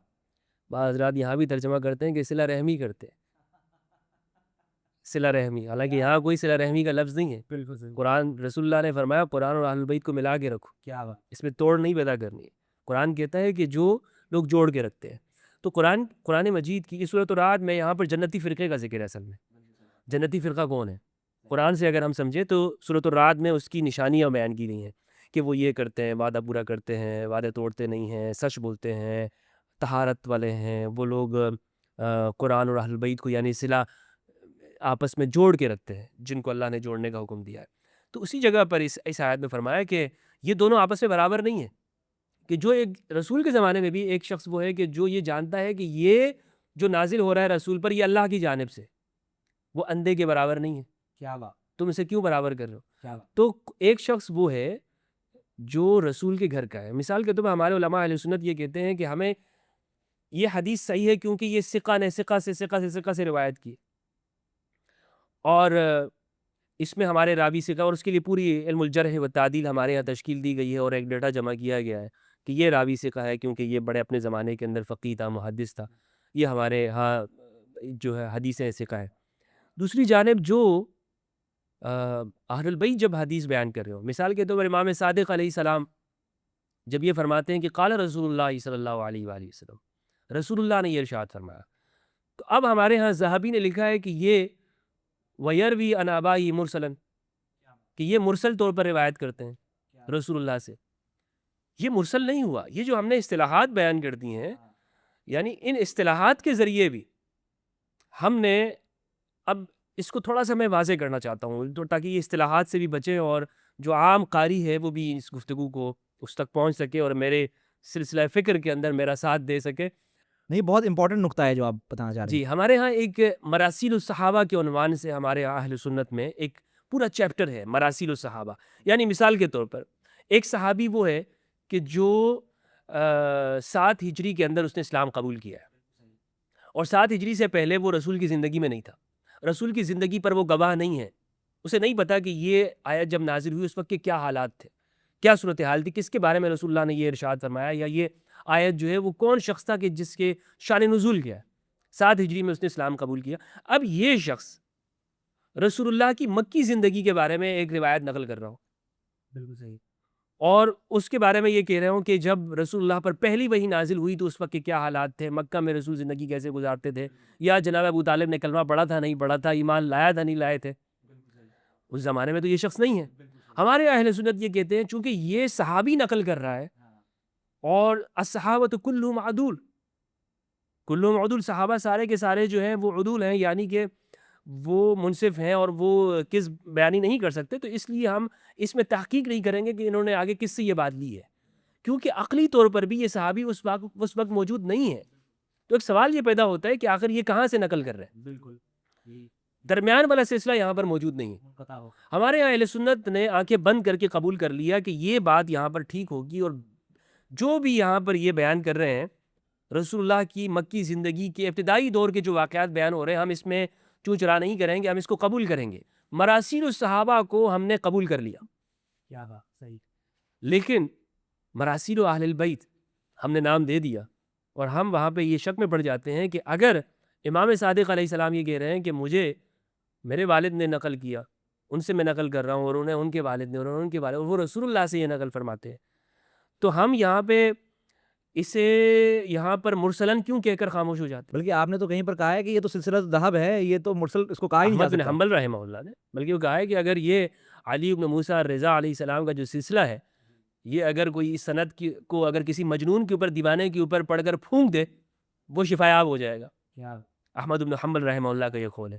تو فرقان بھائی یہاں پر ہوا یہ ہے کہ پھر ہم نے اسے ایک امت کی جو علماء کی اکثریت تھی وہاں اس کو اس لیے قبول نہیں کیا کہ اگر قبول کر لیتے یہ اہل البیت کی روایات کو اس طور پر کہ ہاں اس منہج کو بھی اپنا لیتے، دیکھیں انکار نہیں کرتے اہل سنت، کسی جگہ پہ بھی انکار نہیں کرتے کہ نہیں ہمیں یہ روایات قبول نہیں ہے، ہم اہل البیت سے روایات نہیں لیں گے، نہیں، یہ کسی اہل سنت عالم کا دعویٰ قول بھی نہیں ہے، کسی جگہ پہ قول نہیں ہے، کیسے کر سکتے ہیں؟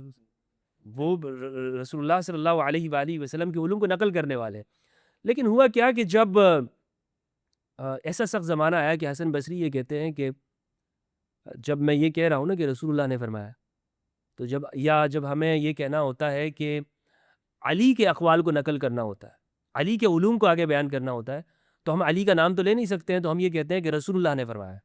تو ایسا سخت زمانہ گزرا ہے بالکل صحیح کہ وہ علی کے علوم کو اس طور پر بیان کرتے تھے، تو ہمارے ہاں اکثر تقیتاً وہ یہ نہج اپناتے تھے، یہ نہج اپناتے تھے۔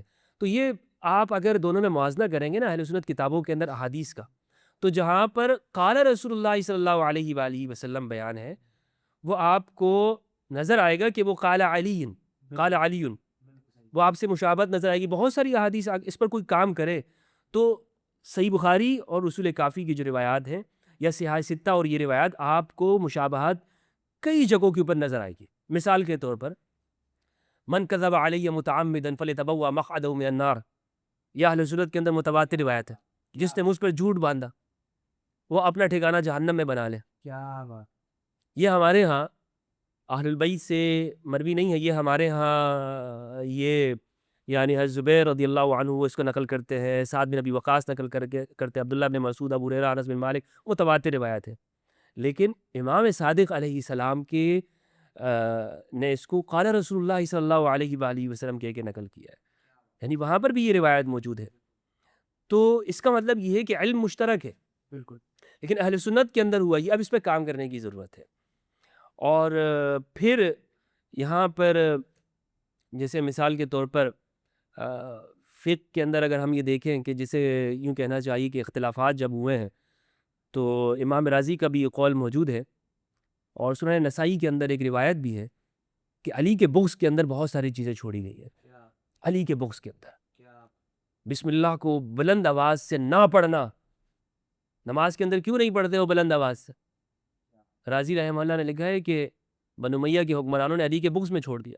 کیا نسائی کے اندر روایت ہے کہ ابن عباس نے کہا کہ لوگ کیا ہوا کہ تلبیہ بلند آواز سے نہیں پڑھ رہے، لبیک اللہم لبیک بلند آواز سے نہیں پڑھ رہے، تو کہا کہ اس کی وجہ یہ ہے، اور نسائی کی روایت ہے. تو ابن عباس نے کہا کہ لوگوں نے علی کے بغض میں تلبیہ کہنا چھوڑ دی.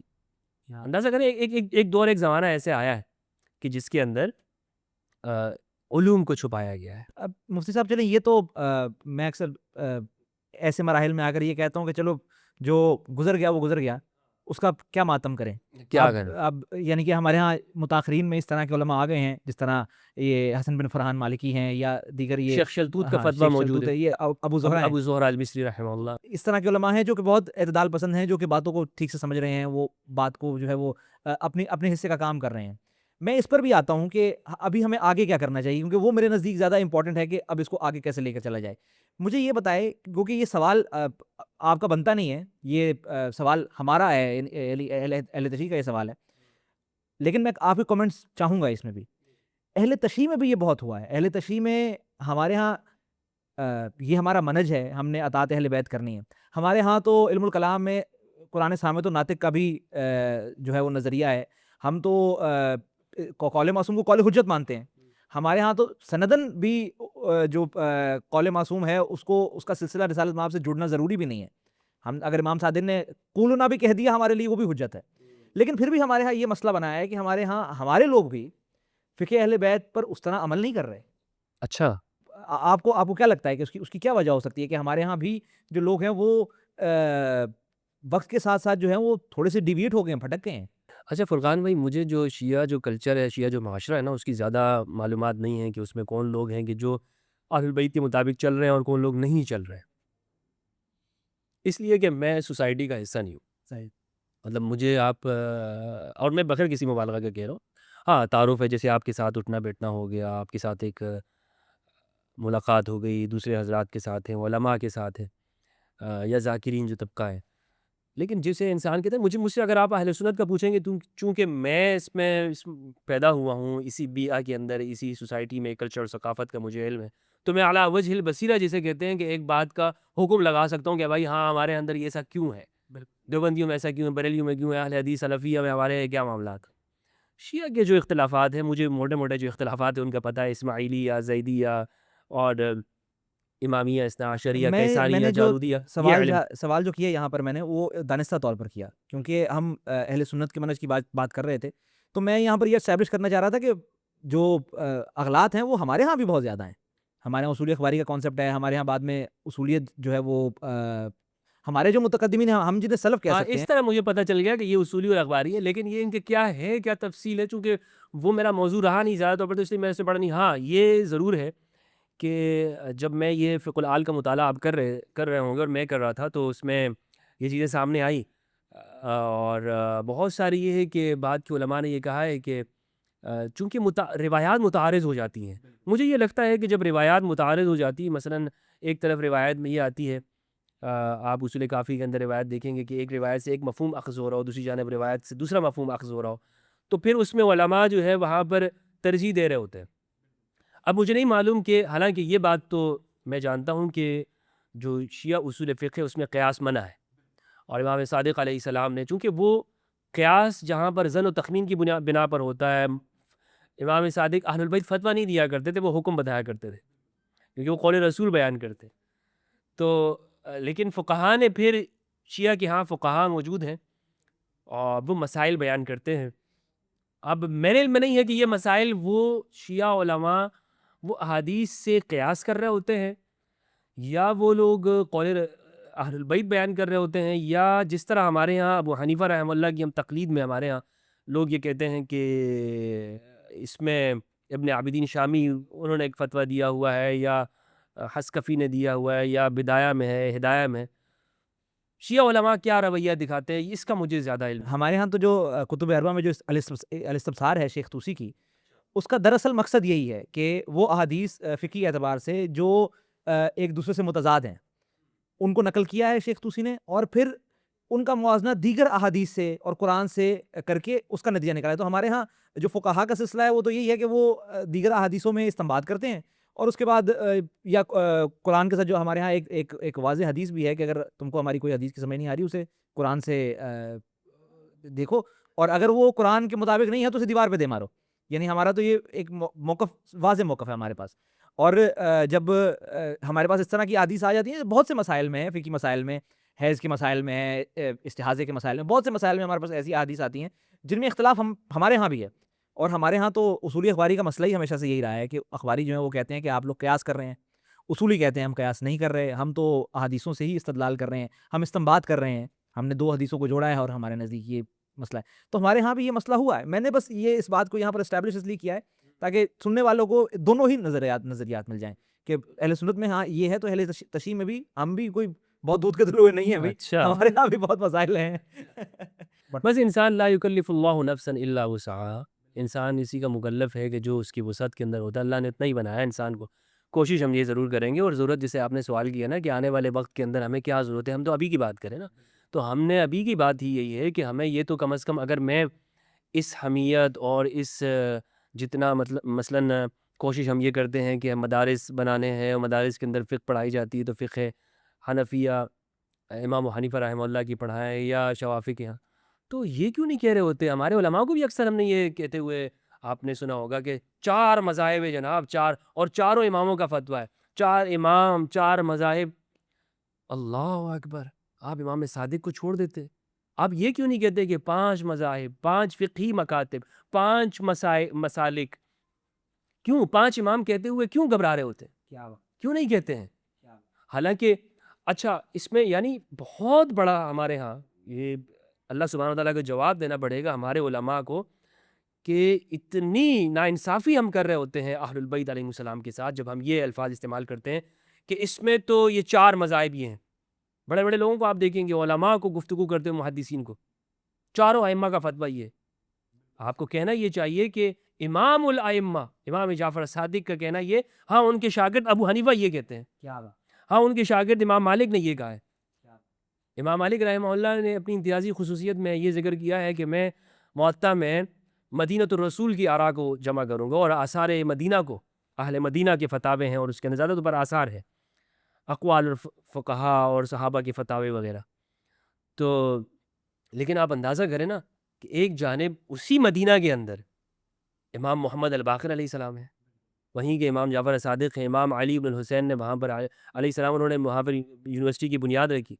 اور اگر کوئی پڑھے گا تو اس کو معلوم ہوگا کہ امام صادق علیہ السلام کی جو یونیورسٹی ہے یا جہاں پر وہ علوم بیان کر رہے ہیں وہاں پر 2 کلاسز ہوتی ہیں، اور ان کلاسز کی امتیاز اور خصوصیت یہ ہے کہ عام لوگوں کے لیے درس حدیث اور فقہ اس کے دروس ہو رہے ہیں. 1000 2000 مورخین نے لکھا ہے کہ 4000 کی تعداد میں وہاں پہ لوگ جمع ہوتے تھے. اور مزی رحمہ اللہ نے تہذیب میں اسی طرح انہوں نے تہذیب الکمال کے اندر، اور ذہبی رحمہ اللہ نے سیر اعلام النبلاء میں، اور دیگر جو ہمارے محدثین انہوں نے لکھا ہے کہ جو بھی امام صادق علیہ السلام کو دیکھا کرتا تھا تو یہ بات جان لیا کرتا تھا کہ یہ انہ من سلالۃ الرسول، کہ یہ رسول اللہ کی نسب میں سے اور اس سلسلے سے، یعنی ان کے چہرے سے پہچان جاتے ہیں کہ وہ چہرہ جو ہے وہ جھوٹے کا چہرہ نہیں ہے، وہ صادق کا چہرہ ہے. اور امام صادق کو صادق کہا ہی اسی لیے جاتے ہیں. تمام ائمہ میں دیکھیں کہ یہ لقب آپ کا یہ شان کے ساتھ ہے کہ آپ کو اپنوں نے بھی آپ کی تصدیق کی اور غیروں نے بھی آپ کی تصدیق کی. آپ کو صادق کہتے ہیں کہ آپ الصادق ہیں علیہ السلام. اچھا مفتی صاحب، اب آگے کی طرف آتے ہیں، یعنی کہ اب ہمیں کیا کرنا چاہیے، اور اس میں بہت سے مسائل ہیں، یعنی کہ یہ ہم پرانی باتیں تو کر سکتے ہیں، ہم یہ بھی کہہ سکتے ہیں کہ یہ ہوا، یہ نہیں ہونا چاہیے تھا، فلاں نے یہ کیا، اسٹیبلشمنٹ سے یہ ہو گیا، اب ہم کو تھوڑی سی جو ہے وہ تصحیح کرنے کی ضرورت ہے، ضرورت ہے بالکل. اب اگر آج جس طرح حسن بن فرحان مالکی ہیں، اس طرح ان طرح کے اور علماء آ جاتے ہیں، بی سی او آ جاتے ہیں، جن کی یہ نظریہ ہے کہ ہمیں فقہ العال کو پروموٹ کرنا ہے، ہمیں یہ منہج اختیار کرنا ہے، ہمیں انہیں جو ہے وہ محکم رکھنا ہے، اور دیگر جو فقہی ائمہ ہیں وہ چونکہ ان کے شاگرد ہیں تو ان کا قول جو ہے وہ بعد میں آئے گا، ان کا پہلے آئے گا، جتنا بھی لٹریچر اہل سنت کے یہاں موجود ہے. یہ کرنا اتنا آسان تو نہیں ہے. ہاں، کرنا اتنا آسان نہیں ہے، لیکن میں نے وہی بات بتائی کہ آپ کی وسعت کے مطابق ہی آپ سے سوال کیا جائے گا، اور پھر اس پہ کام الحمدللہ ہو بھی رہا ہے، لوگ کوشش بھی کر رہے ہیں. مثلا ایک شخص سے نا وہ دنیا سے جا رہا ہے، وہ یہ کہے گا نا میں اللہ کو جواب دینا ہے، تو میں اگر یہ کوشش کر رہا ہوں کہ ابو حنیفہ کے مسائل کے اوپر میں کتابیں لکھوں یا جاننے کی کوشش کروں رحمہ اللہ، تو اللہ مجھ سے یہ پوچھے گا نا کہ تم نے ان کے جو استاد تھے یا جو رسول اللہ کا جو ایک پورا سلسلہ ہے اس دین کو تم نے کیوں حاصل نہیں کیا. یعنی اس سند کے اوپر بھی اگر ہم بات کریں کہ یہ معمر نے قتادہ سے، قتادہ نے انس سے، اور انس بیان کرتے ہیں ایک سند یہ، اور ایک سند یہ ہے کہ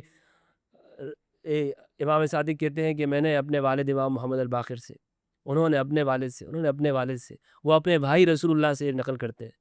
ایک سند یہ، اس سند کے ساتھ کیا یہ برابری ہو سکتی ہے؟ کبھی بھی نہیں ہو سکتی. نہیں ہو سکتی. ایک جانب یہ تو ثقہ کون ہوئے زیادہ؟ صحیح بات.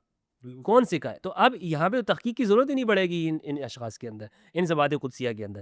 تو اب ہمارے ہاں ایک الحمدللہ ایک تسلسل کے ساتھ ایک کوشش یہ ہو رہی ہے، اور لوگ یہ سمجھنے کی کوشش کرتے ہیں. مثال کے طور پر جب آپ کو یہ مسئلہ معلوم ہوگا، آپ تحقیق کریں گے کہ ہاں یہ میں بسم اللہ الرحمن الرحیم نماز میں پڑھتے ہوئے ہلکے سے کیوں کہہ رہا ہوں، اور یہ شافعی اونچی آواز میں کیوں کہتے ہیں. تو اس کا، اور جب اس میں جب کوشش کریں گے، امام علی تو اونچی آواز میں کہتے ہیں. ذہبی نے لکھا ہے کہ امام علی ابن موسیٰ رضا وہ بلند آواز سے نشاپور کے اندر بسم اللہ پڑھا کرتے تھے. تو اس کا مطلب یہ کہ خصوصیت کے ساتھ علی بن موسیٰ رضا کا ذکر وہ اس لیے کر رہے ہیں کہ وہاں پر امام علی رضا دنیا کو بتانا چاہتے ہیں کہ اس سنت کو تم نے چھوڑ دیا ہے، کیا سنت کو چھوڑ دیا ہے، تو اس کو زندہ کرنا. تو اس کو زندہ اب جب معلوم ہو گیا، تو اب اس کے بعد تو پھر ایک میں سنی ہوں یا شیعہ ہوں، بھائی جب مجھے اہل البیت کا موقف معلوم ہو گیا تو پھر مجھ سے سنی اور شیعہ کا کیوں پوچھ؟ نہیں پھر تو کانسیپٹ ہی ختم تو ہو گیا پھر نا. تو میں اونچی آواز سے پڑھوں گا ہی پڑھوں. اچھا مجھے معلوم یہ ہو گیا ہے کہ مسئلہ، مثال کے طور پر اہل البیت کے حوالے سے ایک مسئلہ یہ معلوم ہو گیا کہ بسم اللہ اونچی آواز سے پڑھنا ہے، یہ معلوم ہو گیا کہ حی علی خیر العمل وہ کہا کرتے تھے اذان میں.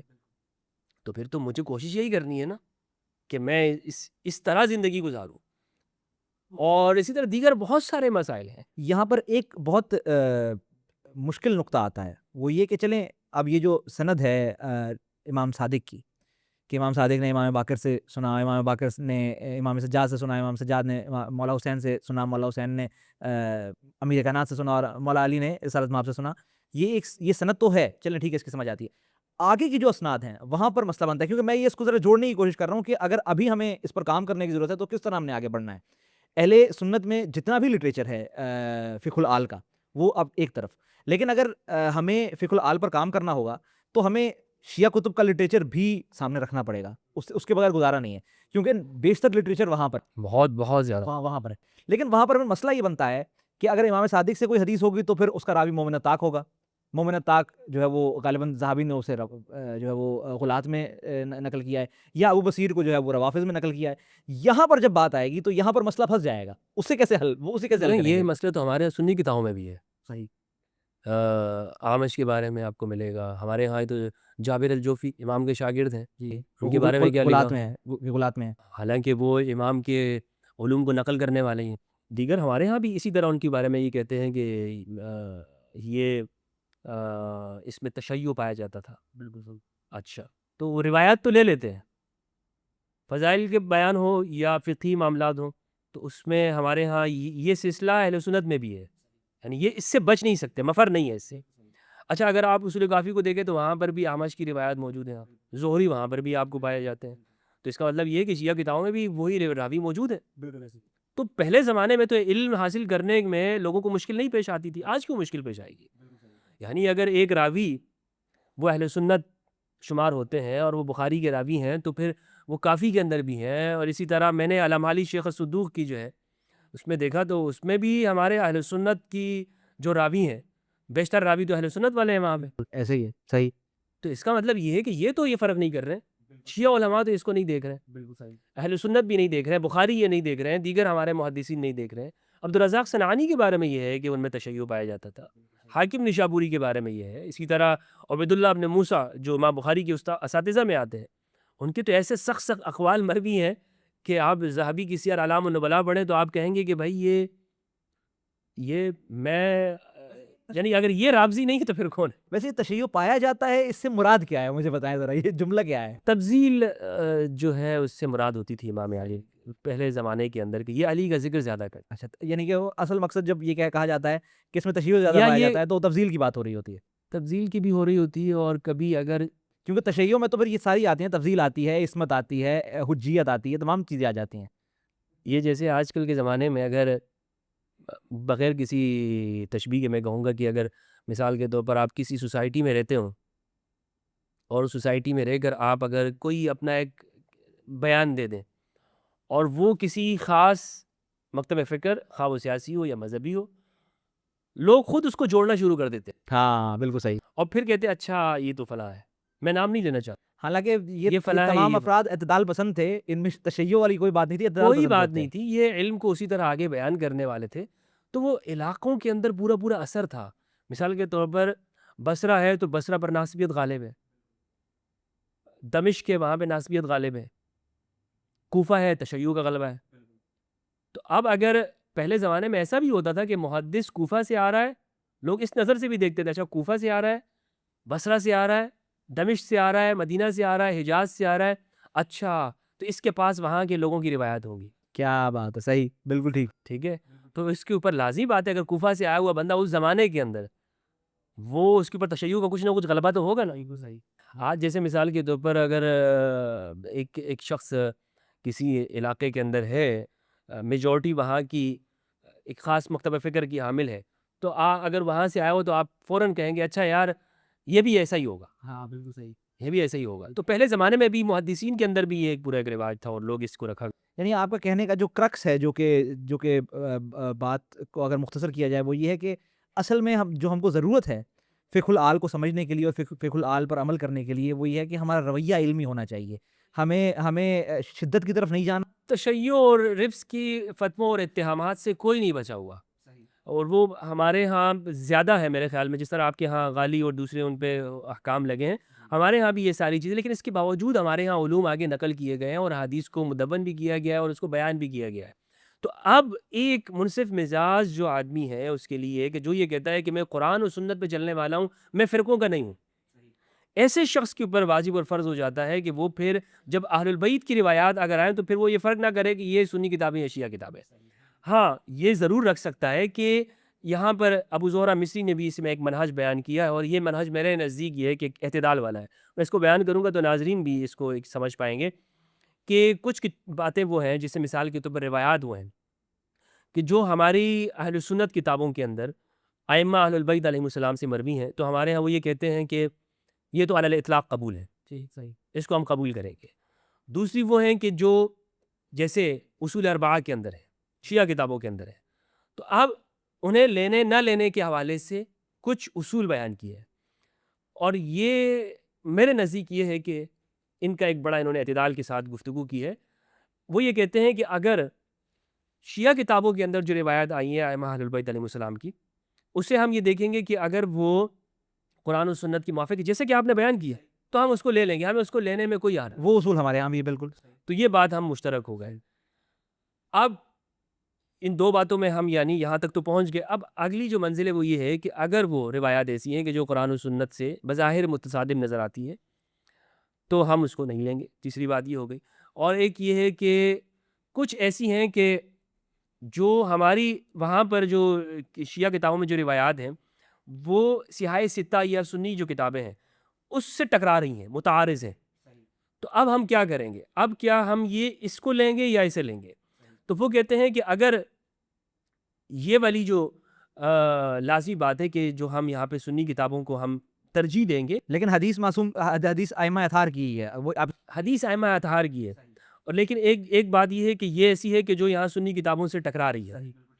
تو اب ہم کسے لیں گے؟ تو اب وہ کہتے ہیں کہ اس صورت کے اندر ہم یہ اہل سنت جو روایت ہے، خواہ یہ کسی بھی صحابی سے یا کسی بھی امام سے مروی ہے، تو ہم یہ چونکہ یہ اس سے ٹکرا رہی ہے تو ہم اس کو ترجیح دیں گے. اور اس میں صرف اس لیے نہیں کہ یہ ائمہ اہل البیت کی ہے تو ہم اس کو چھوڑ رہے ہیں، وہ اس وجہ سے کہ یہ بات ایسی ہے کہ جس میں ہم یہ دیکھیں گے کہ یہ قرآن و سنت کے موافق ہو رہی ہے یا نہیں ہو. صحیح، وہ جو اولین اصول ہے وہ اپنی جگہ قائم ہے. ایسی صورت کے اندر اگر ہم اس کو سامنے رکھیں نا تو ایک یعنی ہم جمع کی طرف جا سکتے ہیں. ہم جمع کی جانب صرف یہ کہہ دینا کہ یہ اصول کافی میں لہٰذا میرے لیے معتبر نہیں ہے، یہ منہج نہیں ہونا چاہیے. ہاں اچھا، یہ بات اگر اہل سنت کے بنیادی منہج کے خلاف ہے، بنیادی منہج کے خلاف ہے، تو اس میں یہ غور ضرور کرنا ہے کہ کیوں ہے، آخر ایسی وجہ کیوں ہے. کیا یہ بنیادی جو ائمہ ہیں اہل سنت کے اور جو ائمہ اہل البیت ہے، اچھا یہ بھی الفاظ استعمال کرتے ہوئے مجھے ذرا سے عجیب ہے کہ لگتا اہل ہے. سنت کے ائمہ اور اہل البیت سب کے ائمہ ہیں، لیکن چونکہ رائج ہو گیا تفریق ہو گئی ہے یہ اس رائج ہو طرح گیا سے، ہے، بالکل صحیح. تو اسی لیے میں استعمال کر رہا ہوں. اس میں ہمارے ہاں پھر کوشش یہ ہوتی ہے کہ نہیں، ہم یہ کہتے ہیں کہ جو اہل سنت کے علماء ہیں وہ پھر یہاں پر اس کو ترجیح دیتے ہیں. جو اہل سنت کے جو منہج ہے نا، اس پورے منہج کو ترجیح دیتے ہیں. یہ سنی منہج بنیادی طور پر یہ ہے، وہ کہتے ہیں نہیں میں اس منہج کے ساتھ کھڑا ہوں. اچھا، یہاں پر ایک مسئلہ تھوڑا سا اس کو اور گہرائی میں جاتے ہیں. جس طرح آپ نے کہا کہ یہ منہج ہے کہ اگر ایک کافی میں ہم کو ایک حدیث امام صادق سے ملتی ہے، لیکن مثال کے طور پر بخاری میں ہم کو یہ حدیث جو ہے وہ حضرت ابو ہریرہ سے ملتی ہے، یعنی کہ جو منہج بتایا گیا ہے کہ اس کو فالو کرنا زیادہ بہتر ہے وہ یہ یہ جو بخاری کے اندر بخاری والی ہے. میرا یہاں پر تقاضا یہ ہے کہ کیا آیا یہ ضروری نہیں ہے کہ ہم کیونکہ فقہ العال پر جا رہے ہیں، اور فقہ العال جو لٹریچر ہے اگر وہ کافی میں بھی ہے، اگر وہ ٹکرا رہی ہے اہل سنت کی کسی حدیث سے، تو آیا ہم کو کوئی اور اصول وضع نہیں کر لینے چاہیے کہ اس کو دیکھا جائے، صرف قرآن کے علاوہ اسناد دیکھی جائیں اس کی، یا ہم جو ہے وہ دیگر حدیثوں کے ساتھ اس کا موازنہ کر لیا جائے. صرف اتنا تو نہیں کافی ہوگا کہ بھئی اگر اہل سنت کی کتاب میں ہے تو اسے ایکسیپٹ کر لیں، اور الکافی میں ہے تو اسے ریجیکٹ کر لیں، صرف اسی لیے کہ وہاں پر جو ہے وہ ائمہ اطہار کے نام سے نہیں آئی. دیکھیں ٹکرانے کی صورت میں تو پھر وہ یہی ہے نا کہ پھر وہ اس میں یہی کہیں گے کہ بھئی میں اس کو مقدم رکھوں گا. آپ کو کسی ایک نہ ایک کو تو مقدم رکھنا ہے نا. تو اہل سنت نے کہا بھئی ہمارا منہج یہ ہے کہ ہم اس کو مقدم رکھیں گے ٹکرانے کی صورت میں. ٹکرا نہیں رہی ہے تو پھر تو لازمی بات ہے، پھر اس میں کوئی اختلاف ہی نہیں. اور زیادہ تر مقامات پر نہیں ٹکراتی. اخلاق کی روایتیں ہیں، نکاح سے متعلق ہیں، دوسری ہیں اچھائی برائی امر بالمعروف نہی عن المنکر کی جو روایت ہے، اس میں تو کوئی اختلاف نہیں ہو سکتا. زیادہ اختلاف آتا ہے فقہی معاملات کے، اختلاف آتا ہے کچھ تاریخی چیزوں کے اوپر. تو وہاں پر جو منہج رکھتے ہیں سنی منہج، وہ بنیادی طور پر وہ یہ رکھتے ہیں کہ ہم ان کتابوں کی سے چیز جو ہم اس کو لیں گے. ایک چھوٹی سی بات ہے اور میں اس کو بہت ہی مختصر رکھنا چاہ رہا ہوں، کیونکہ یہ اگر اس پر گھسیں گے تو یہ ایک پینڈوراز باکس ہے جو کھل جائے گا، اس کو نہیں کھولنا چاہیے. فقہ العال پر ہو گیا، ہمارا اتفاق ہو گیا کہ یہ جو ہے وہ آل سے لینی ہے، فقہ آل سے لینی ہے. لیکن جب ہم اہل ائمہ اطہار کی احادیث پر جائیں گے تو ہمیں عقائد کے بھی کئی مسائل نظر آتے ہیں. مثال کے طور پر جس طرح ہم نے تفضیل کی بات کی ہے، ہم عصمت کی بھی بات کر سکتے ہیں، حجیت کی بات کر سکتے ہیں، ہم ولایت معصومین جو ہمارے ہاں ایک کانسیپٹ ہے، ولایت مطلقہ کا کانسیپٹ ہے، اس میں تکوین کے مسائل آ جاتے ہیں اور بہت سے مسائل آ جاتے ہیں. ہاں ہمارے ہاں بھی اس میں کچھ اختلافات ہیں، لیکن اگر اسے اجمالی طور پر دیکھا جائے تو جو عقائد کے مسائل ہیں، خلافت کو چھوڑ کر، کیونکہ وہ چلیں ایک بہت بڑا ایشو ہے، وہ اپنے آپ میں اس کو سائڈ پہ رکھ دیتے ہیں، اس پر بات ہی کیا کرنی. لیکن جو عصمت کے مسائل ہیں، آپ کا ایک نظریہ ہے، آپ کہتے ہیں کہ میرے نزدیک جو ہے وہ اصحاب الکساء جو ہیں وہ معصوم ہیں. ہمارے ہاں ہم جو ہے وہ ائمہ اثنا عشر کو معصوم مانتے ہیں.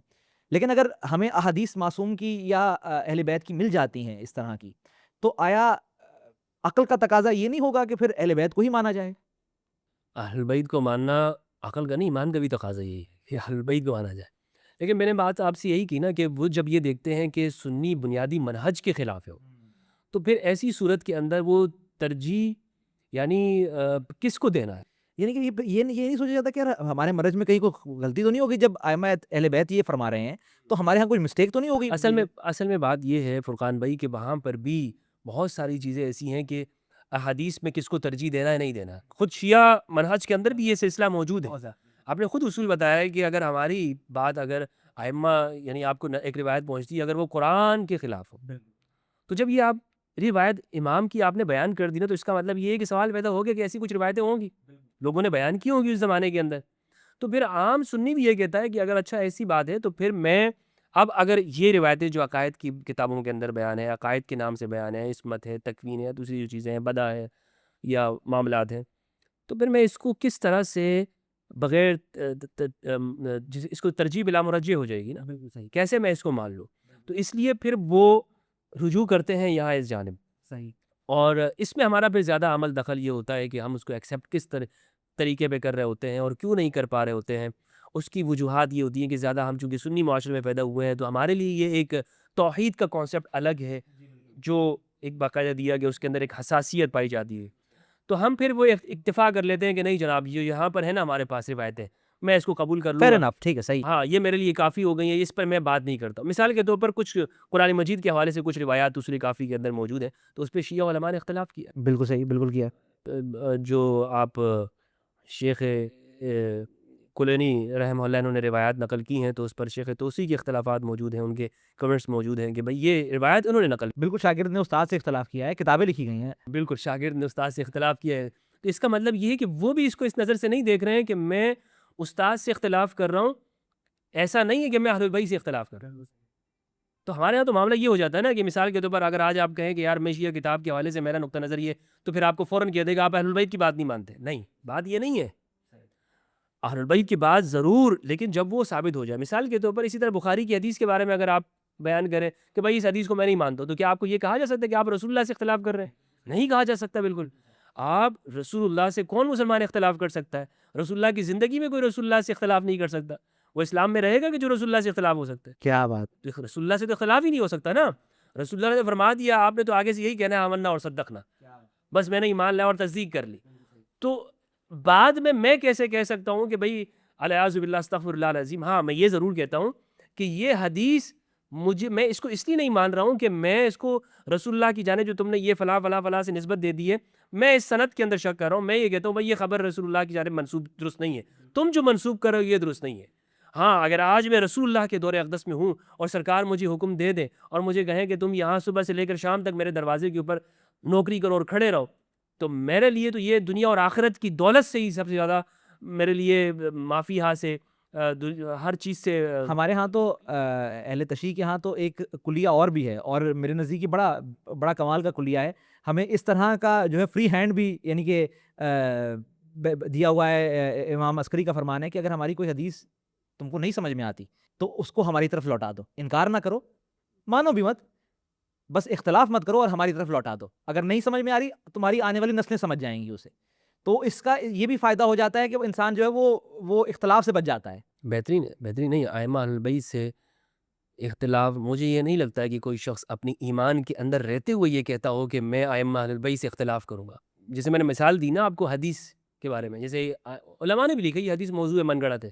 کیا مطلب ہے کہ وہ رسول اللہ کے فرمان کو من گڑت کہہ رہے ہوتے ہیں؟ الیاذ باللہ. نہیں، رسول اللہ کے فرمان کو نہیں کہتے ہیں، وہ اس نسبت کو کہ جو یہ محدث جو حدیث بیان کی جا رہی ہوتی، بہت سارے کیا لاکھوں حدیثیں نہیں من گڑت بیان کی گئی.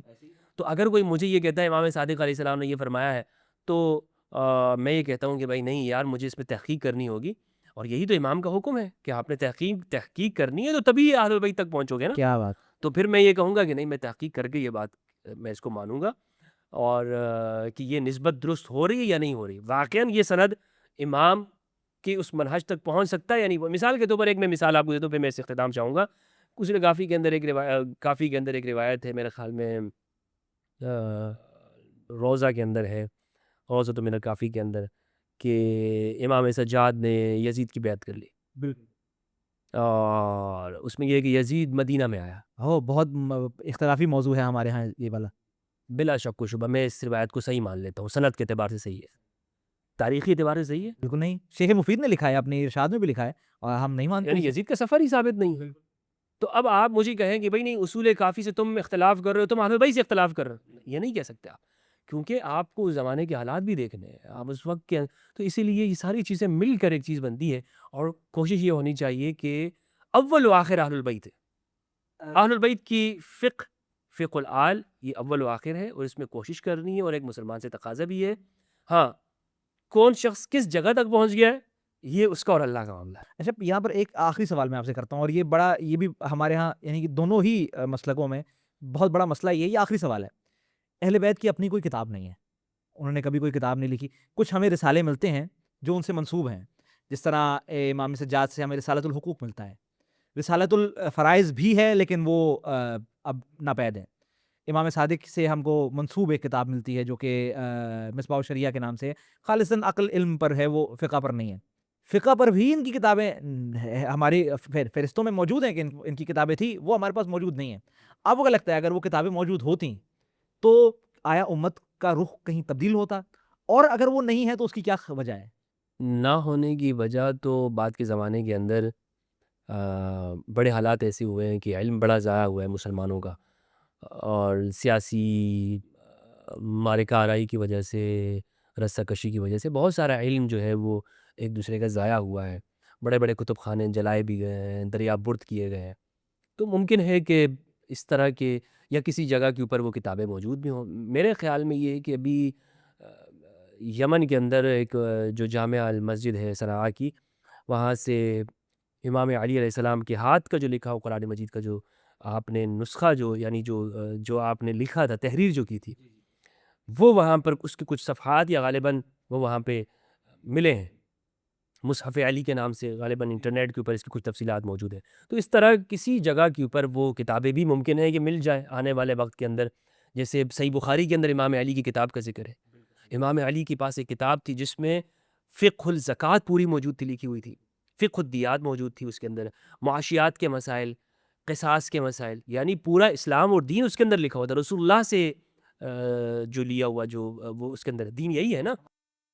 3111 اور 3112 صحیح بخاری کی روایت ہے کہ اس کے اندر امام علی کے پاس صحیفہ اور کتاب موجود تھی، اور حجر بن عدی رضی اللہ عنہ کے پاس کے زمانے تک وہ ہمیں نظر آتی ہے کہ حجر بن عدی کے پاس ہے۔ مجھے لگتا یہ ہے کہ حجر بن عدی کے ساتھ، ان کی شہادت کے ساتھ، ممکن ہے کہ ان کے پاس وہ کتاب ہو اور پھر وہ آگے اس کو ضائع کر دیا گیا ہو۔ ہمارے ہاں جو روایات ملتی ہیں اس کے سلسلے کے اعتبار سے، ہمارے ہاں تو امام صادق تک اس کی روایات ملتی ہیں۔